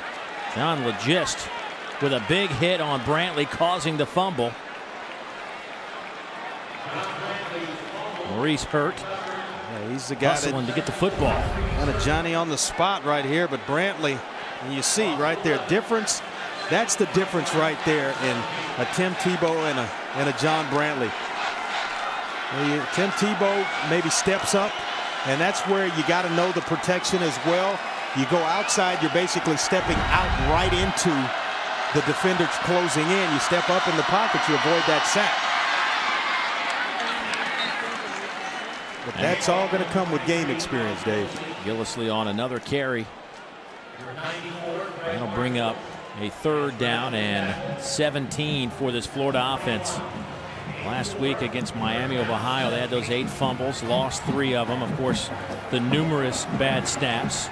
Not all on the center, Mike Pouncey. Some where Brantley had his eyes off the football and slipped past him. Opening drive was the first real bad snap, but since then it hasn't been much of an issue. Good snap there. Brantley trying to set up a screen. Throws it over the head of Mike Pouncey, who will be an ineligible receiver downfield. Yeah, and I tell you what, it was great coverage on the part of, great recognition on the part of the South Florida defense. They're trying to set that screen up to Dimps, and they recognized it, covered it up, and nowhere to go with the football for John Brantley. Ineligible receiver downfield, number 55 of the offense. That penalty will be declined. 4th down. Boy, you hear the rumblings. We're in there trying to get us something cold to drink at halftime, and all the Florida fans, and not really no explanation and rumblings about the way this team looked in the first half, or the first game and a half of the season. Some unhappy campers in the press box. Jazz Henry to punt it away. Terrence Mitchell back at the 37-yard line to return the punt. A line drive, tight spiral. Mitchell has a chance to field it at the 32 and is swallowed up on the spot. 48-yard punt, nothing on the return, and South Florida will have the football. We are tied at 7 in the Swamp with 10-12 to go in the third quarter. South Florida's offense back on the field when we come back. We'll also take a look at some games in and around the SEC.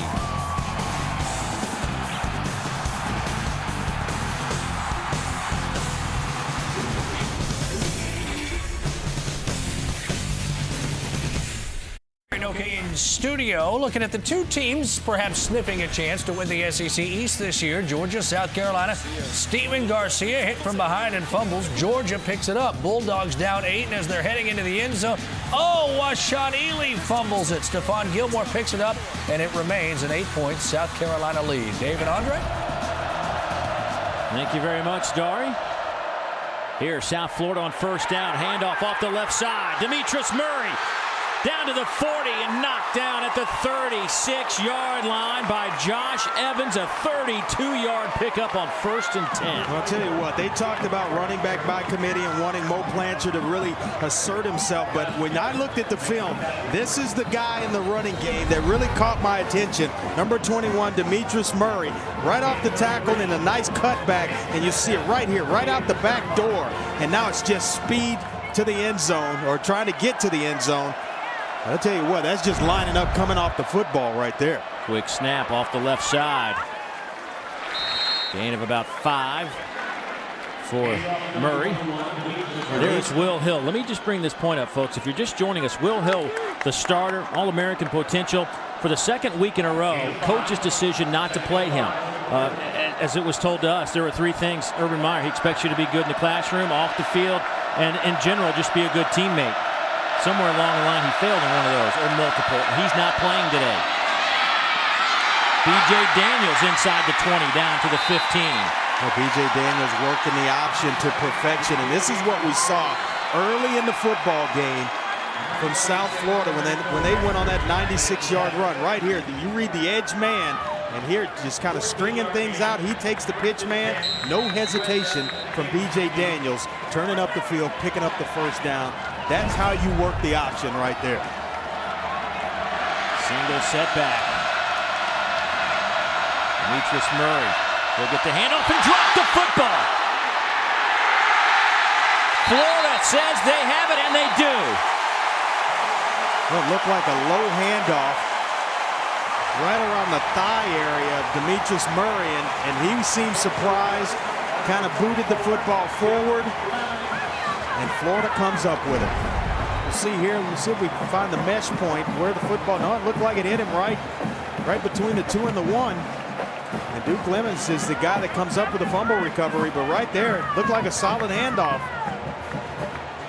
Maybe he took his hand, didn't feel it right, or I don't know. That looked pretty solid, didn't it, Dave? Yeah, he's probably taken a few thousand of those types of handoffs. And when he just flat out dropped. Boy, what a change of events. And now, B.J. Daniels involved in 3 turnovers, 2 interceptions, and then, I'll go ahead and give a quarterback part of that, the blame on that. Wow, that's throwing one of your own under the bus. Every once in a while, quarterback will mess up. They'll make a mistake every blue moon. Urban Meyer wants a timeout right before the snap, and he gets it.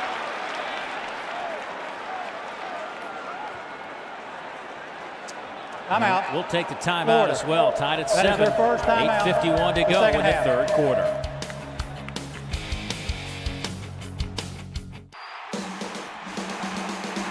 Time now for a look at our Nissan Heisman moments. And, of course, the Florida Gators certainly miss one of college football's greatest players of all time.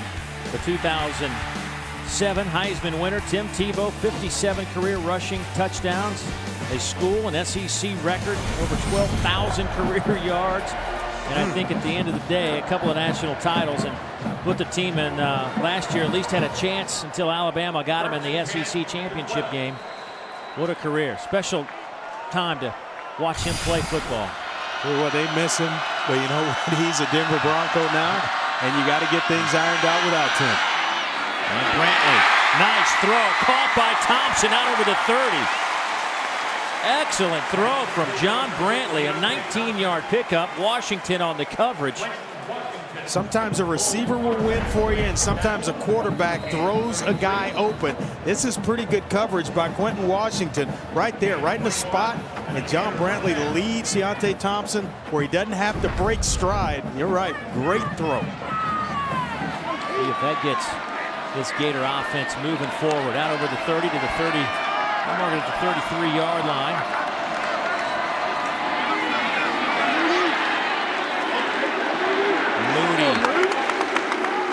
We'll get about 3.5, maybe 4.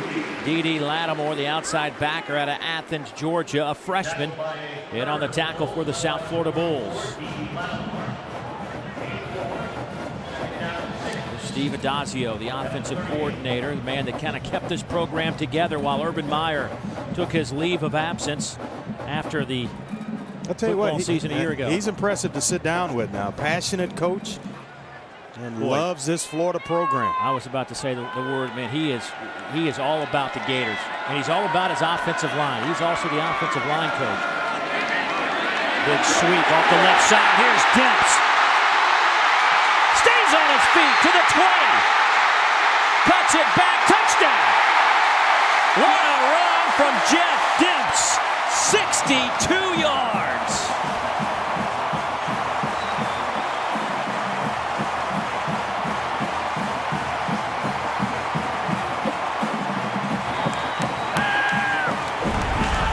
A nice block out on the edge, kind of kept putting things down. They pull Marcus Hurt, the right tackle, to the left side. They collapse things with Marcus Gilbert, the left tackle. And you see the receivers, Jordan Reed, working downfield to help Demps and free him to the end zone.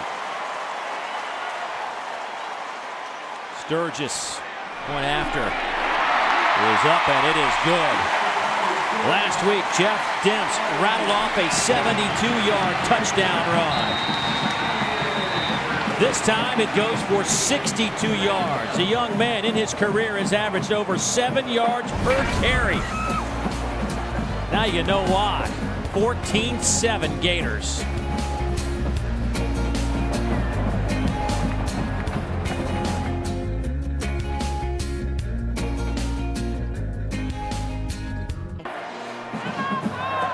Jeff Demps with a 62-yard touchdown run. Before that carry, he had 3 rushes for 13 yards. You want to talk about a home run hitter, you're looking at him. Jeffrey Demps, the junior out of Winter Garden, Florida. With just a little crease, and he will make you pay with 9.96 speed in the 100 meters. National champion in the NCAA in the 100 meters a year ago. And what's amazing is he's going so fast and he stumbled and never lost his balance. Sturgis, good kickoff despite the bad back.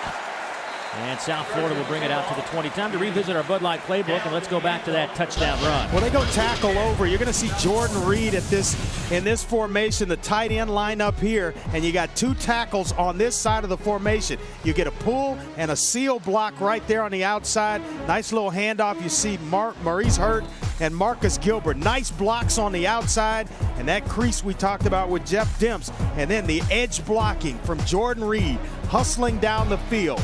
Right here, we met with Urban Meyer. Pause it right there. You don't need a big block, just a little seal. just a body in the way to free Jeff Demps and get him into the end zone. Excellent play by the Florida offense. Handoff off the left side to Murray. Nothing happening now. Florida has taken advantage of two South Florida miscues. An interception with some time left on the clock in the second quarter allowed Florida to stick it in the end zone, and then a fumble as the driving down the field allowed Florida to get the football back, and 3 plays later they scored the touchdown. You cannot turn the football over on the road or anywhere. Home, on the road, that'll get you beat. Daniels spins and fires. That pass is knocked away at the last moment by the freshman Cody Riggs. Well, they got high praise for Cody Riggs on the outside man coverage and able to close on Stephen Bravo Brown, another freshman that the South Florida coaches like. He's a walk-on that he'll be on scholarship before long. They really, really like the way that youngster plays. Daniels 4 out of 15, 33 yards, couple of picks this afternoon.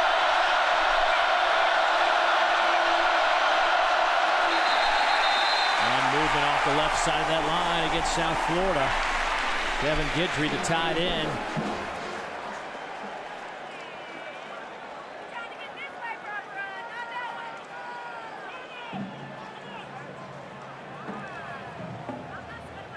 Prior to the snap, ball start.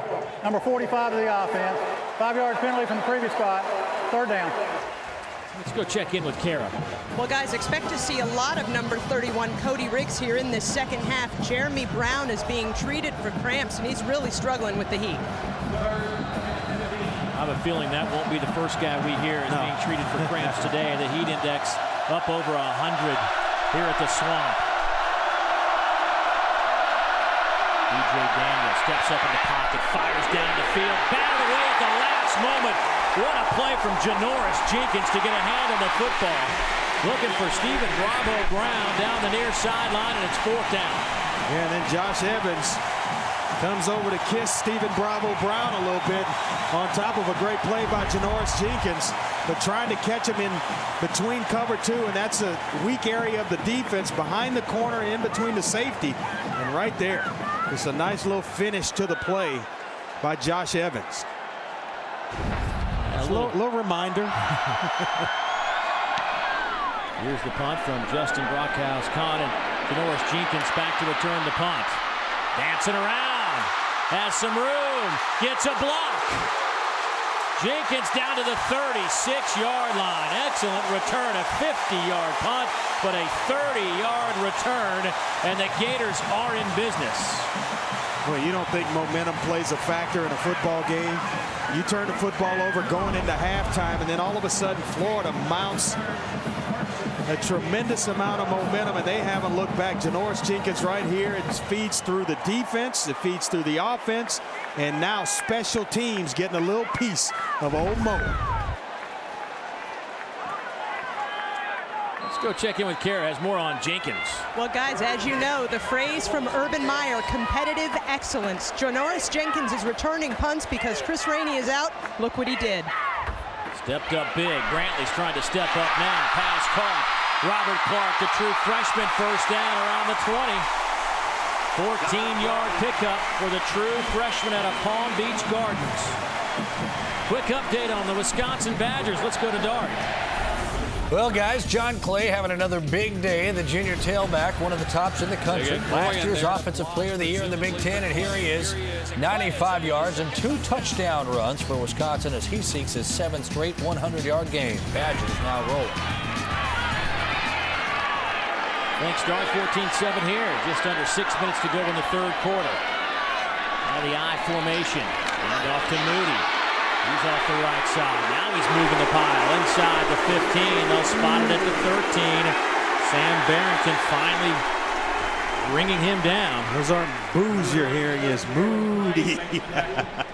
All of a sudden, the fans have gotten behind Emmanuel Moody. Well, he's a great kid. I mean, he really is. He is what you want as a person on your club. I mean, he's just a good, solid guy, and people are rooting for him. Just like the Florida offense needed a wake-up call, he got a wake-up call. Gillislee comes in and starts running, and all of a sudden it gives Moody a little wake-up call. Moody will get it again. Cuts it back inside the 5, down to the 3. Terrell Young with the tackle. It's first and goal, Florida. Well, now you're getting that big offensive line. Gilbert, Johnson, Pouncey to that left side. Everybody being moved around a little bit. And you see the blocks right there up front. Dave Neal could hit that hole. On a good day, if I stretch. Gotta stretch. Stayed open a long time, big guy. Gators will line up in that eye. Gillislee in at tailback. It'll be Gillislee off the left side. Powers his way. Touchdown, Florida. Some smash mouth football from the Gators results in 6.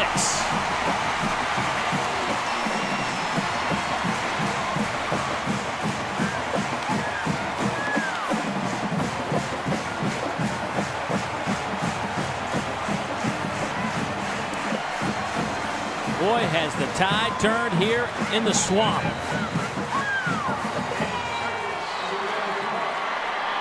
4:44 to go in the third quarter. Sturgis trying to make it a 21-7 game, and he does. That was 4 plays, 35 yards, just a minute 40 off the clock. Emmanuel Moody set it up with a couple of nice runs, and Gillislee caps it off from the 4. Well, you see here James Wilson moving over to left guard, and you get great blocks by Nixon. Xavier Nixon up front, and the Piles just pushing forward. I tell you what, you're right. The tide has turned. This Florida offense starting to resemble the Florida offense of the last 4 years under Urban Meyer. You know, but it's still a lot of time. If I'm South Florida, it's just one play at a time. We need to score, but we need to go down and put some plays together to be successful and get into the end zone. This is an important drive because you can't allow this wave to keep going as it has for Florida. You know what I liked about that drive? They just lined up in the eye and said, stop us. We're not going to trick you. We're not going to throw it out on the edges. We're going to line up, get behind this big offensive line. And talking to Steve Adazio yesterday, he said, we want to be physical. Right now, in the third quarter, they were able to do that in that drive, be physical, and just bring it to the Bulls of South Florida.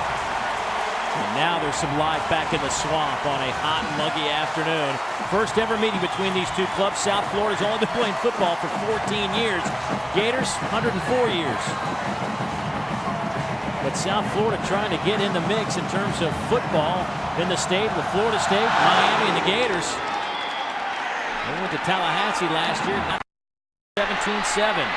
Winfrey Lamar on the return, and he has stood up at the 20. Let me tell you something now. For a guy that loves special teams, a coach that loves special teams, the way Urban Meyer does, he has got to be pretty impressed with how these units are covering and blocking and punt returns, and then the kickoff coverage right there. Take a listen to that return. Ooh.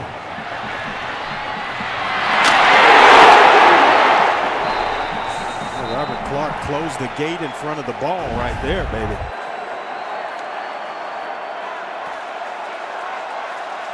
.437 to go in the third quarter. We have awakened the swamp.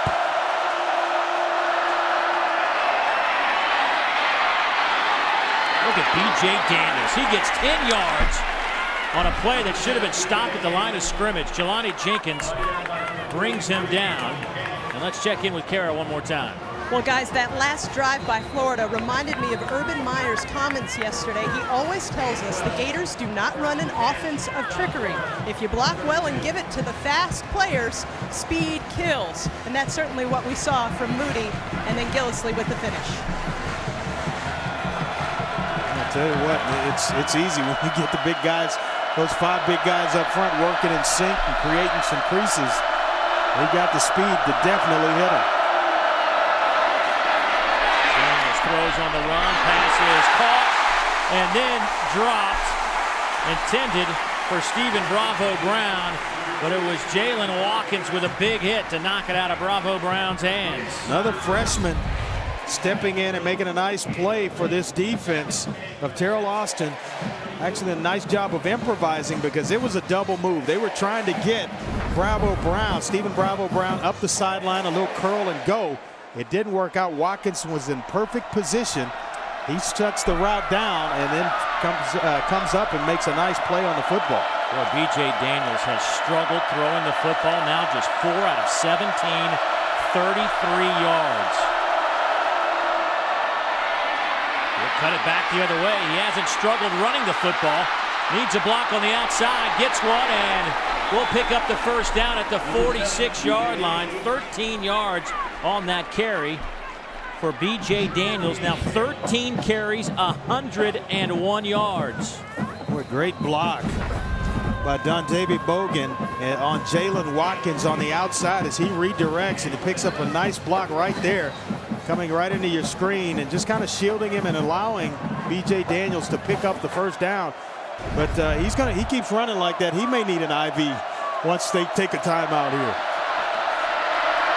Hand off to Murray. He's chopped down at the line of scrimmage. A note on B.J. Daniels and those 100 yards on the ground. He was only the 3rd quarterback to have rushed for more than 100 yards against this Florida defense since 1996. Dontrell Jackson of the Ohio Bobcats did it back in '02. Tommy Frazier went for 199 back in the national championship game back on that 95 season, but it was a 96 bowl game. So he's in some rare company. Daniels nowhere to go. Going backwards. Throws and it's picked off. Justin Tranto will take it to the end zone. 34 yards.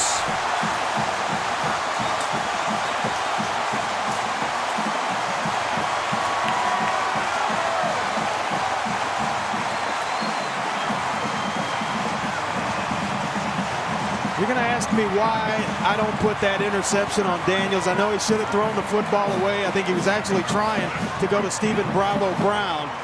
But great pressure by Brandon Hicks. But after you've run that much and your quarterback's run that much, just hand the football off for a 3-step drop, get the football out. A bootleg in that situation, he's tired, can't get anything on the football.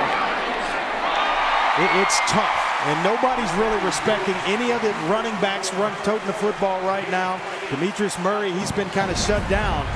But right here, nobody's expecting a running back to have it. Now, you've made all these moves. Get rid of the football. Throw it away. Throw it away. He's trying to get it out. He's actually trying to throw the football to Bravo Brown, the freshman receiver, and Justin Tranto steps right in front of him, and nobody's going to catch the big fella. 6'4", 255, hustling down the sideline for 6.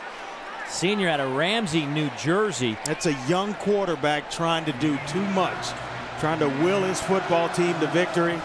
And sometimes you just have to take what's there. If it's not there, throw it away and come back on 3rd down. Take a look at our game summary brought to you by Woodman of the World Life Insurance Society of Omaha, Nebraska. 21 points off of 4 South Florida turnovers have resulted in a 28-7 score. South Florida just mashed the Gators in the opening quarter. And it's still plenty of time in the football game for South Florida, the way they're capable of playing against Florida, because we've seen it, we've witnessed it. They can come back in this football game. You just got to eliminate the mistakes, the penalties before the ball snapped, as well, even more importantly, the turnovers have killed South Florida. But I didn't like that play call. The bootleg, after he's run that much, no way. Line drive kick taken by Lamar. He's to the 20, out to the 30. Good return by South Florida. 31 yards on that return. And so the Bulls will come back out. Not a whole lot of time now for B.J. Daniels to catch his breath and regroup. I'll tell you, he's spent. I mean, you're talking about hot. He's probably got as many or more carries than anybody in this football game. 15 carries. I mean, it's a landslide. Yeah, in terms of rushing and still trying to get his football team. And he's a youngster. He's going to learn. Throw those footballs away. Throw it at the foot of the receiver. When you don't have anything for a screen, don't throw it up at the end of the half, and then throw the football away. Nothing happening. A loss of 1. Sharif Floyd, another true freshman on the field for Florida out of Philadelphia, Pennsylvania, lays the hammer on Murray. He's really picked things up and starting to play well, and he was considered the nation's top interior defensive lineman out of high school. And he is a load in the middle. Right next to him, Ronald Powell, another freshman, was the #1 overall recruit in the country.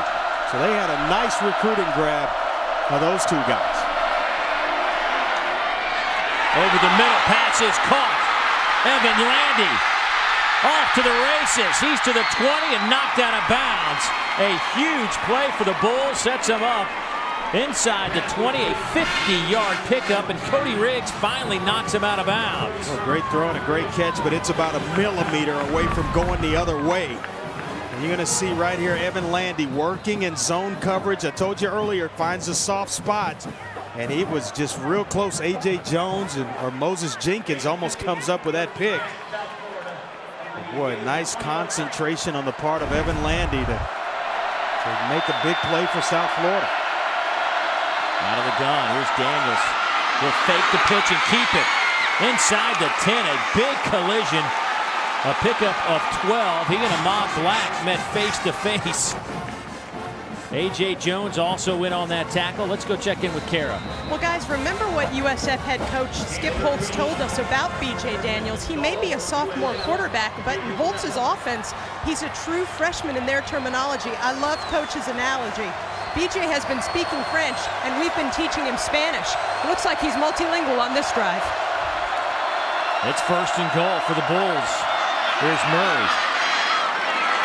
Bounces around inside the 5, down to about the 3-yard line. Justin Tratto in on that tackle. There's been a couple of drives where he's speaking about 4 languages, where he's looked so good, and then he shows you that he's still a young quarterback and still in the learning stages, especially of this offense. But there is no doubting that there is tremendous talent with B.J. Daniels.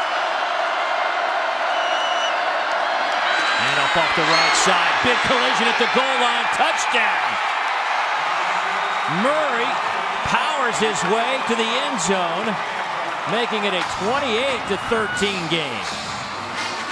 Janos Estenor, the right guard, actually threw a nice block inside and got Demetrius Murray. He's their goal line short yardage back. But I tell you, right there, that's what you do. You go down and you answer some points and take it one possession at a time. You've got an entire quarter to get back in this game. You know that you can move the football against Florida offensively. I think Skip Holtz just learned a lot about his football team and their resiliency. And his young quarterback. Tied at 7. They give up 3 touchdowns in the 3rd quarter, but they don't fold. And here it is, the touchdown from Murray. Well, you see the double team inside on Teron Sanders, and that creates the push needed to get Demetrius Murray into the end zone. Nice blocks up front. Estenor, the sophomore, stepping in there, getting a nice block. That young man right there, he is trying to take it on his shoulders and will his football team back into this game. We got a lot of football left. Once again, you saw Josh Evans, 24, free safety, and on that collision at the goal line, playing a lot of snaps tonight because Will Hill not playing this afternoon. Coach's decision. Look at the Bulls' recent drives, and punt, fumble, punt, interception. And Florida has taken those turnovers and gone the other way with them for points. So this was, as we said, an important drive, I think, for the mentality of this team. There's 14 points right there, the interception and the fumble. And otherwise, we pretty much got ourselves a tied-up ball game.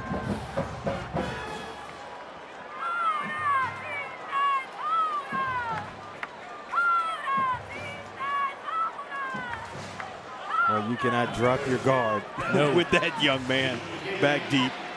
Jeffrey Demps to return this kick. Already a 62-yard touchdown run here in the 3rd quarter. Remember, no Chris Rainey here in the 2nd half. He was down with an injury. Well, here is the kick. It will sail down to the 5. Dimps has plenty of blockers, and he's got plenty of speed. He just blows by the kicker and run out of bounds. Well, that's sick. At the 38-yard line, a 55-yard return. That's disgusting how fast he is.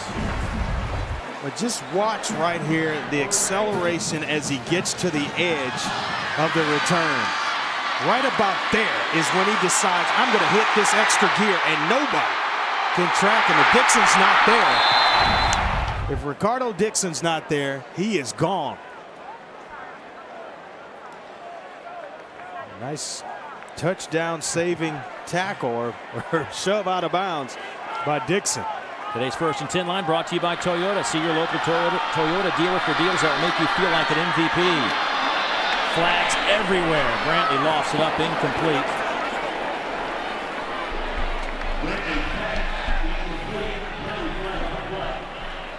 Now a go against Florida. Matt Moore has been a busy man today. South Florida, 7 penalties. Florida now with their 8th penalty. I don't know who it was on, but it was obvious because there were about 4 different flags that came flying in. Number 55 of the offense.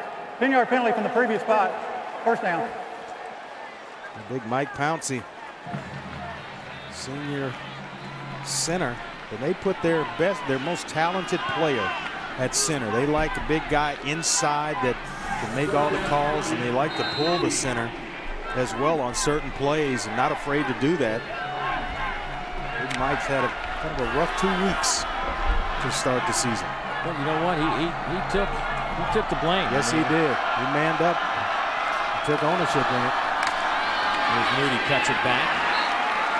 A couple on the play. That'll bring up 2nd and about 18. But back to Mike Pouncey. You talked to Steve Adazio, the offensive coordinator, and he just his eyes well up when he talks about Pouncey, his relationship, and we'll see what Pouncey has left in the tank.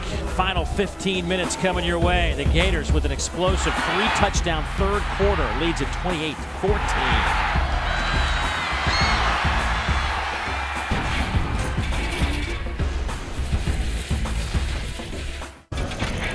Today's SEC Network game is presented in high definition.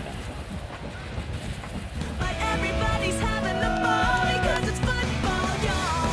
You're coming into our house. You think you bring a big game? We're gonna show you what we're made of.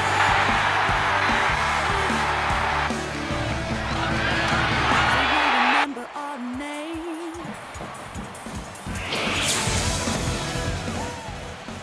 Well, to start the 4th quarter, who else but Jeff Dimps with the carry around the left side. Give him 18 yards on the carry.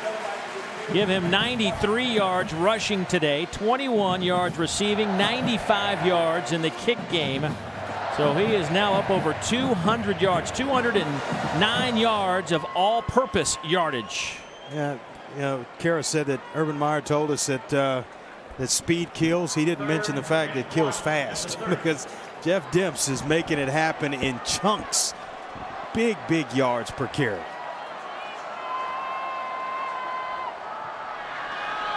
Here's the handoff to Dimps again, to the 10, to the 5, and pushed out of bounds. I think he might have just looked as though at the end of that run he started to cramp up a little bit.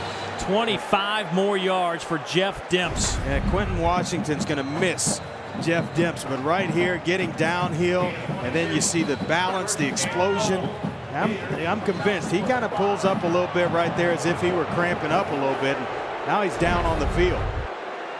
Yeah, he's got a cramp going on right now, but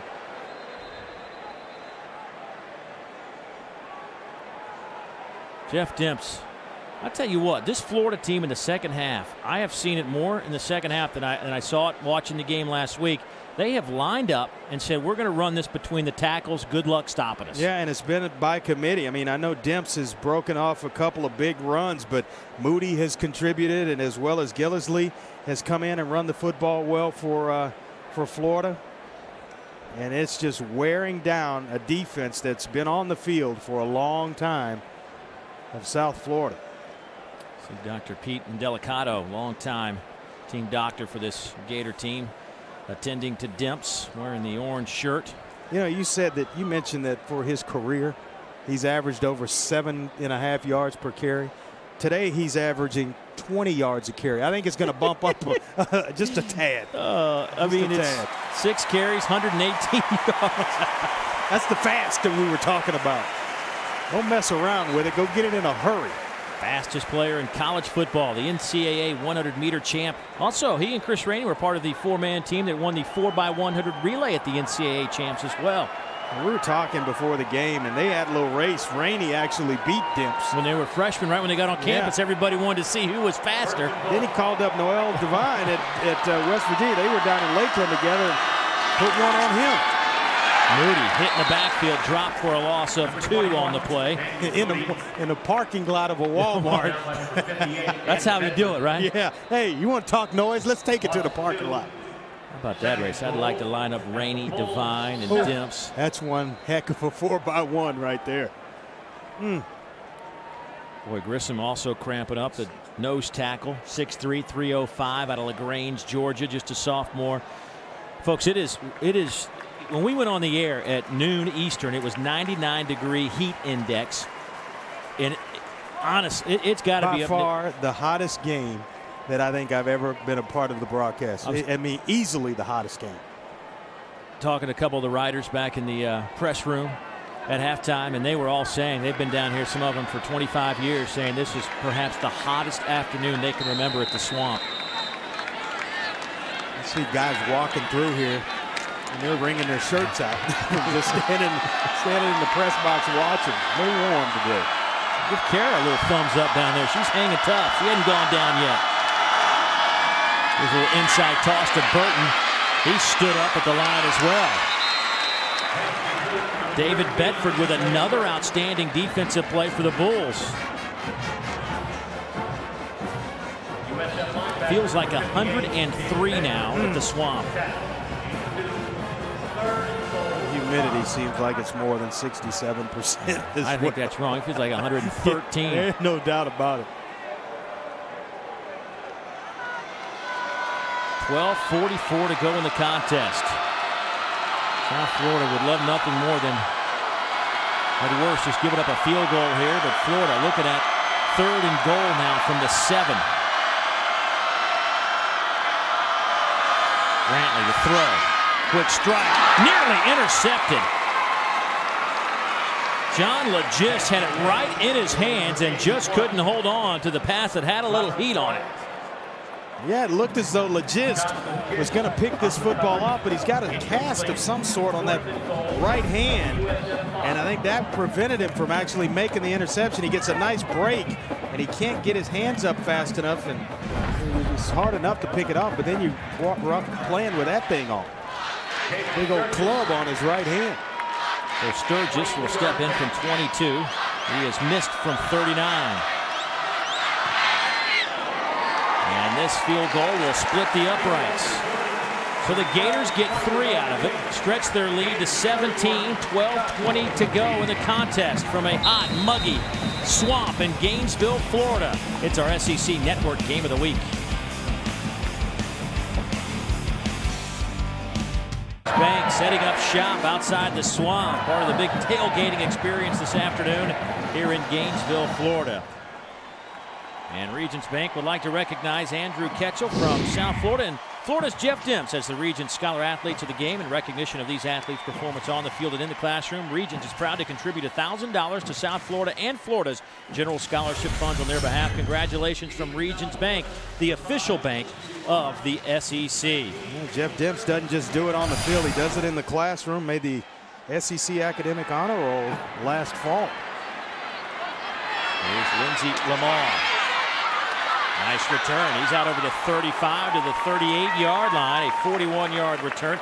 Gillisley in on that special teams tackle.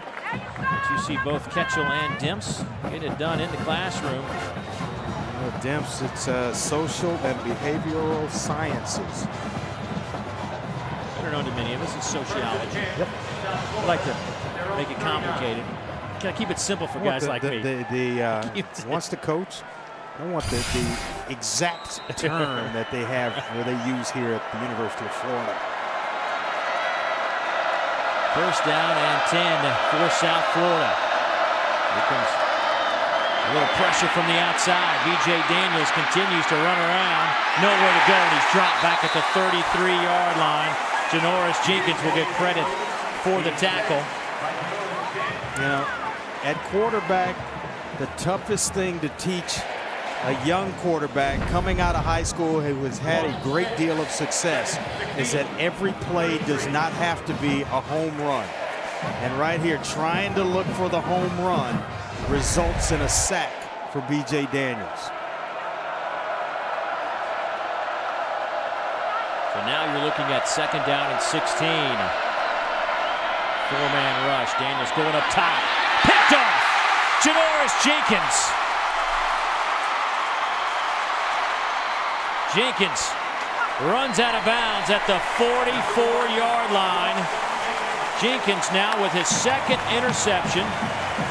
A pass broken up, a sack, and for B.J. Daniels, his fourth pick of the afternoon. And that right there, trying to go for the home run once again to Stephen Bravo Brown on the outside, working against Janoris Jenkins, and excellent coverage, and you see him there climb the ladder for the interception, and now starting to pick up blocks everywhere from his teammates. Well, that's a nice job, and B.J. Daniels right now just kind of feeling the pressure of trying to bring his team back. Correct myself. Second interception of the season for Jenkins. Nice grab again by Carl Moore. Well, I like this Carl Moore. And I'm going to tell you this, John Brantley likes him as well, because you don't have to throw the perfect strike, but the 5 turnovers have been the story that have resulted in 21 points for the Florida Gators. But going back to Brantley and Moore, you don't have to throw the perfect pass. He's a guy that's got great hands, and he's making plays. I think he and Deontay Thompson have really stepped up in that passing game for Florida today. Yeah, Carl Moore might be their go-to guy that they've been dying to find somebody to be a leader in that group, and John Brantley will take a timeout. But Urban Meyer was unhappy with his performance from his guys at wide receiver, not just in terms of catching the football, but blocking as well. Today it seems like they might have put that all together as the Gators lead 31-14. Hey, college basketball fans, don't miss out on the action as 8 Division I men's basketball teams compete in the 5th annual Old Spice Classic in Orlando, Florida, November 25th through the 28th. Be sure to log on to oldspiceclassic.com to get your tickets to see those clubs that are in the field: Boston College, Cal, Georgia, how about Notre Dame, Texas A&M, and Wisconsin. Good field of teams. Yeah. 31-14, Gators out in front, out of the I formation. That handoff goes backwards. Good penetration from Craig Marshall, the defensive end. A loss of 3 on the play. Well, he held a point of attack right there, and then able to kind of beat 2 guys that were double teaming him to make the tackle on Demps. He actually was their leader in sacks coming back, registered 4 sacks in the last season. Split time between defensive tackle and DN last season. He's got 5 tackles today.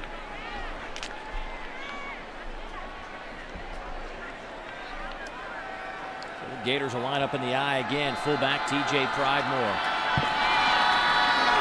Here's Dent's quick feet, gets it to the 40-yard line. Give him 9, but that'll bring up a 3rd down and about 5.5. Sam Barrington and D.D. Lattimore in on the tackle for South Florida. A lot of snaps for that South Florida defense. John Brantley just kind of quietly going about his business. 17 of 29 today, 170 yards and a touchdown pass. That pass to Carl Moore. But you talk about has thrown some nice balls today. John Brantley's been on the money.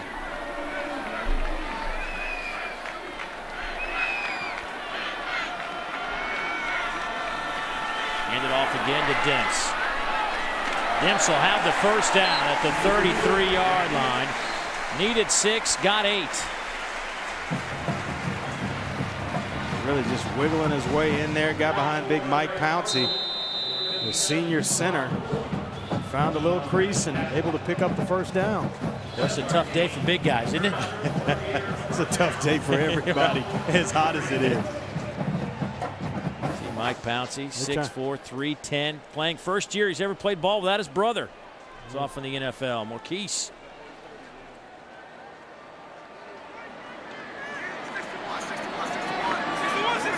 They might have fixed the snap issue. Let's see how they handle this one. Perfect snap. That pass a little bit late. Intended for Andre DeBose.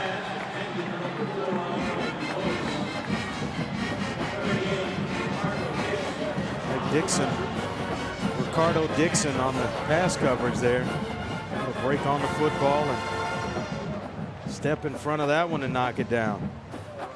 17 of 30 for a $170 for John Brantley today. B.J. Daniels 5 out of 20, 4 picks. You know, stats in terms of completion percentage, he's had to throw a few balls away and just to avoid a sack. Here's Moody. 27-yard line. Give him 6 on the play. My point there, Dave, is that you don't account for that, and it shows up statistically, but it's actually a smart play where you don't take a sack, you throw the football away, come back on second down, and it shows the maturity at that position. Moore comes back on the field, the fullback wearing number 45. That's getting it done right there. 84% win percentage for Urban Meyer. Bowling Green as a head coach, Utah as a head coach, and now here at Florida. Here's Demps. Makes a man miss in the backfield. Gets a couple on third down. We'll bring up fourth down in about 1.5 yards as Patrick Hampton gets credit for that tackle. Jarquez Jenkins is the guy that had him in the hole, swung and missed. Demps gave it and took it away all in one motion. Left him standing right there, falling face down to the turf.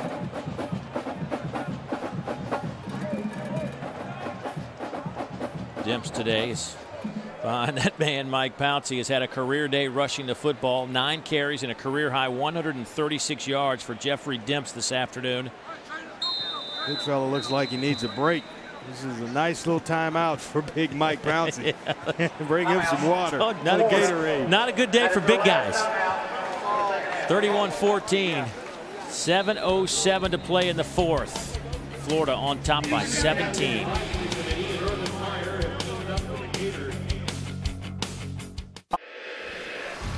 Time to take a look at our Polaris hardest working player of the game, and it's got to be this man, Jeffrey Demps. Here's a look at a 62-yard touchdown run, and he has rattled off a career-high 136 yards on the ground. He has put together an outstanding afternoon of 252 all-purpose yards. He has been fun to watch today, our Polaris hardest working player of the game. Got to be when you start cramping up like him. He's put in some hard work. So on fourth down, and we'll call it 2, the Gators will go for it out of the eye. It's Moody, and he will pick up the first down right behind the center, Mike Pouncey, who has done a nice job today, and nobody got more criticism in the past 7 days than that man. For more on his story, let's go to Kara. Well, naturally, guys, when Mike had the issues with the snaps, the first phone call that he made was to his brother, identical twin Marquise, snapping now for the Pittsburgh Steelers. Marquise said, "Shake it off, man, and get to work. You can do this, and you know you can." I have more on that in a second. Out of the eye. Here's Moody inside the 15. Let's go back down to Kara. The best part of the story, of course, is that Marquise told Mike that he had been getting some ribbing from his Steelers teammates about Mike's struggles. Steelers head coach Mike Tomlin even told Marquise Pouncey, "Hey, if your brother keeps screwing up, that could be good for us. We could sneak away with him in the first round of next year's draft." Not a bad place to get drafted. Pittsburgh Steelers in the first round. Marquise Pouncey, you see it, and you see all the players, 9 to be exact, last year that were drafted from last year's football team here at Florida. Here's Demps back on the field, cuts it back. Demps down to the 5-yard line. First down, Florida. Give him 9 more yards. You know, before Carrot told that story, I was wondering, you know, would they, you mentioned this is the first year he's played without his twin brother, Maurice. If they indeed team up again at some point, maybe Mike's a Steeler at the end of the season or at next year's draft. It'd be kind of nice to see them side by side in a professional uniform. Well, he has certainly come back. Only one bad snap today. That was a mishandled snap. That was back on their opening drive. I think the second play of the game. But since then, it's been steady Eddie up front for him. He's tired now, but you can't get him out of the football game. Out of the eye, they'll run behind Pouncey again. Moody. It's maybe a yard on the play before he is dropped at the line of scrimmage. He is exhausted. Came over during that timeout, kind of kneeled down, and they got some water in him, and he won't come out. How about South Carolina at home, taking down Georgia 17-6, the final score. Not much offense in the second half. That was a defensive battle, to say the least. 14-3 at the break. I think Georgia's going to miss A.J. Green the next couple of weeks. Out of the eye again on 2nd and goal. There's Moody down to the 2-yard line, and if nothing else, Florida just chewing up some clock here. Well, they have gotten behind that big, experienced offensive line and started to rely on Jeff Demps and Emmanuel Moody. Mike Gillislee has been in, has had a touchdown run, but this drive it's been pretty much Moody. In the first half, Florida threw the ball 22 times, ran it 11. But here in the second half, this has been a run-oriented offense. They line up in the eye. They've run it 23 times and thrown it 9 times. This is the 10th pass of the half, and it's for 6. Touchdown, Florida. Jordan Reed with the grab.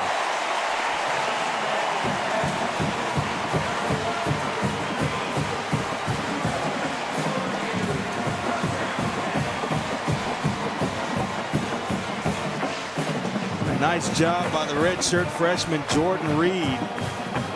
New London, Connecticut, climbs the ladder and able to pull that one in. Pretty good touch on the football from John Brantley as well. Here's Caleb Sturgis to attempt the point after. The hold from Chaz Henry is good, and the point after is good. Well, the Gators offense has come to play in the second half. It's been run-oriented, but when they needed to throw it, Brantley's been good. This time he hits Jordan Reed.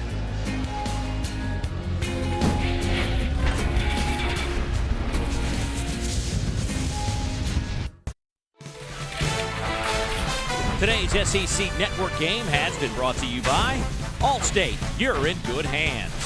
The Toyotanomics event. 31 days of amazing deals on 16 different Toyota models. It's all our best thinking under one roof. Champion, it's how you play. Polaris, see the hardest working, smoothest riding off-road vehicle now at your local dealer. Dr. Pepper, there's nothing like a pepper. Geico, 15 minutes could save you 15% or more on car insurance. And by the 5th annual Old Spice Classic, November 25th through the 28th in Orlando, Florida. Gators will kick it off. Lindsey Lamar, a couple of yards deep, will take a knee. 38-14, Gators out in front. Time to take a look at our Dr. Pepper unrivaled SEC leaders. Look at our passing numbers from week 1. Ryan Mallett was nearly perfect. 21 out of 24, 87.5%, 301 yards. Brantley in that first game, 17 out of 25, 113 yards, but a different story for Mr. Brantley today. Boy, looking at that, I think even before the season, I thought Ryan Mallett and Arkansas, they are poised for a huge season. A lot of weapons offensively for that Razorbacks football team. Bobby Eveld, true freshman quarterback, taking some snaps now. Marcus Shaw, another true freshman in at tailback. Here is Marcus Shaw. He'll try to turn the corner, and he is dragged down after a gain of 8 by A.J. Jones. But let's go back and take a look at what John Brantley has done today. Your thoughts? Well, it was a little bit of a struggle early, had some protection issues, snapped a little bit high and outside, but then he settled in and found Carl Moore for the first touchdown pass, and really accurate with the football, going there over the top to Jordan Reed. 2 touchdowns today. He's really settled in and starting to really execute this Florida offense. That handoff off the right side to Marcus Shaw. Brantley came in. 86 consecutive passes without an interception. He has thrown 31 today. I mean, this young man hasn't thrown an interception. I mean, he just in his college career, don't want to jinx it. Maybe we should knock on wood or something. You're superstitious or a Gator fan, but has not thrown an interception. Didn't even come close to one today. Actually won, but you know, he's protecting the football and executing the offense the way it should be.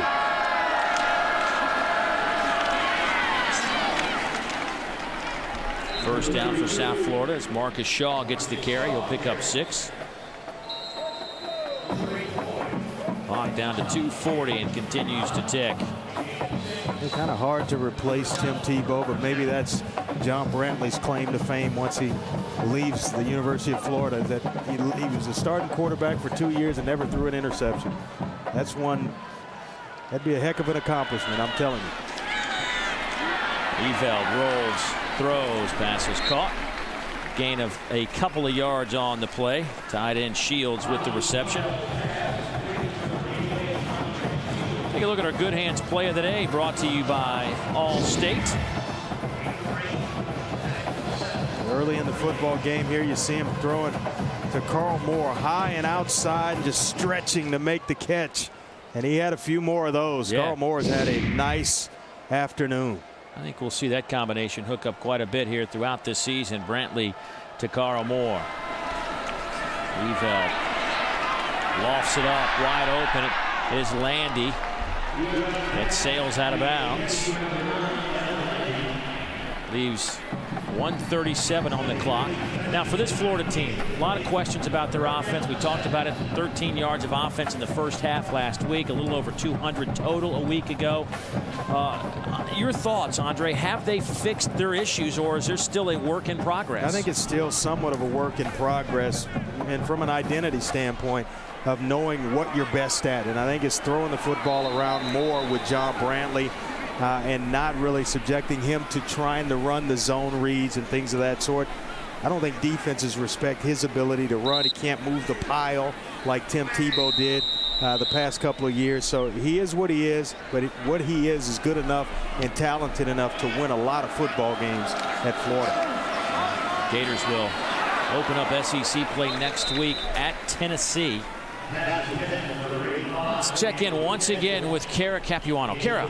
Well, guys, remembering what USF head coach Skip Holtz told us earlier this week, he wanted his team to be task-oriented, not result-oriented or dream-oriented with this game. A win here at Florida would have been incredible for South Florida's image. But as he pointed out to last year, the Bulls got that win at Florida State, but then went 3-4 in the Big East. Skip Holtz wants success in their conference first. I think his team learned a lot about itself today. Fair catch called for by Janoris Jenkins. And I asked him, you know, is this a kind of a measuring stick of where you want to go as a program? He said, yeah, it's right there in front of us. You know, Florida has as good a program as there is in the country, and certainly, you know, we'll learn a lot from this football game and going forward. Today it was that they just put the ball on the ground or turned it over too many times to give yourself a chance to win. 5 turnovers in a football game, that's going to get you beat 99.9% of the time. Whether you're playing at home or you're at the Swamp, that's a big number.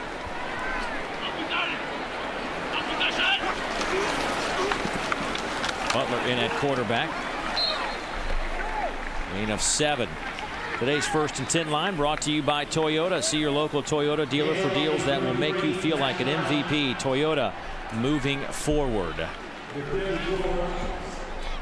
think one thing that will at least temper discussions around here is the fact that there weren't many self-inflicted wounds by the Florida Gators today offensively. You know, and we were kind of just talking about it. Nice run there.